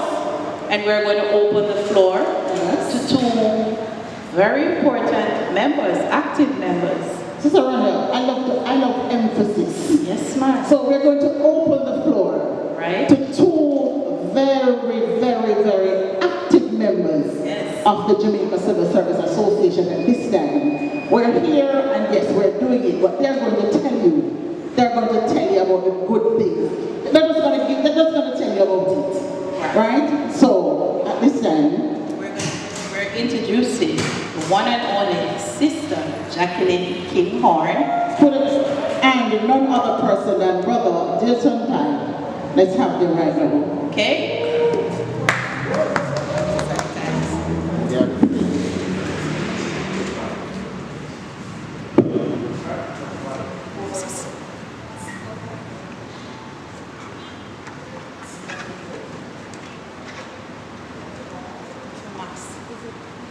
This is a Jamaican thing, yeah? So here I want to pray. We are praying right now. 2021, 22. And this we are praying now. Yeah. And this we are praying now. Yeah. Civil servants, this is the bigger deal. What you say? And the real thing is, committee, planning committee, big up to the nice clean self. JCSA, bigger deal. What you say? Jamaica Civil Service, the union of choice, with a bigger dealer. And what bigger dealer? President Brown. What you say? What bigger dealer? Our committees. So right now, at this me I pray now. At this me I pray. Who are? Come with a little bit of money. $1,000. You want all of this? You want over here, sir? Please, what's me in this now? But I can buy my little bit of money can give me this. Jamaica Civil Service Association are the big deal.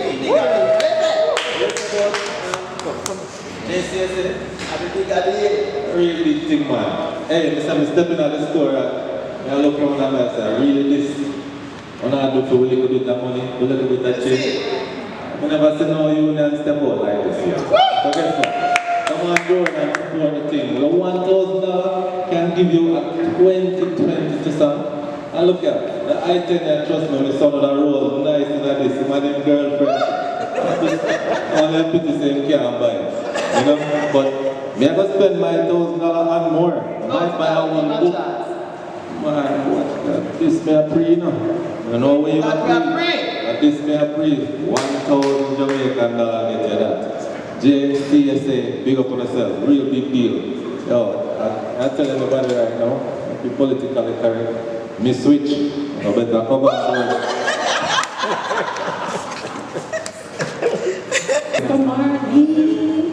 Sister Marlene, we just heard from our brothers and brother and sister Jacqueline and Pike. You hear? Pike said I can switch. He's at the bigger deal union. I mean, it's a value. Come on, the cost of this car. Where's Cassie? This vehicle values approximately what? $6 million? Yes, 6 million Jamaican dollars. You said 6 million Jamaican dollars? Yes. And JCSA just give to you for $1,000. Can you believe that? Come on, man, buy a ticket. Come down. Without a ticket, you don't have a chance. Don't dream it. It's not cash pot. Just come down and purchase a ticket. Can I tell you? And a beautiful item, so economical and gas for those round town trips, right guys? And we know how the traffic is rough. Look at this beautiful car. We're just going to take a quick tour around the vehicle. Yes. Yeah?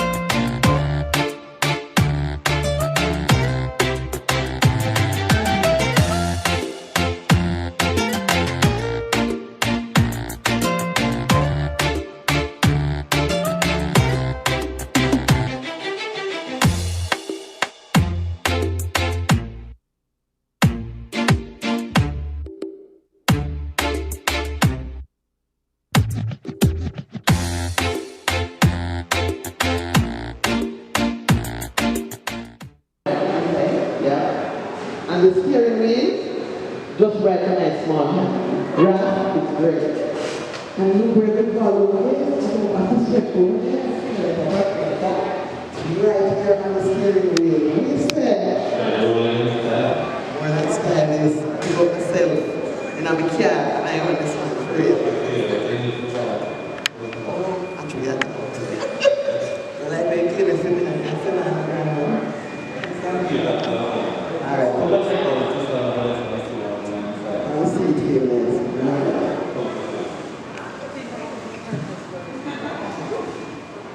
So we just opened the door of 2020, and only $1,000 get me this, you know, I get me a seat inside.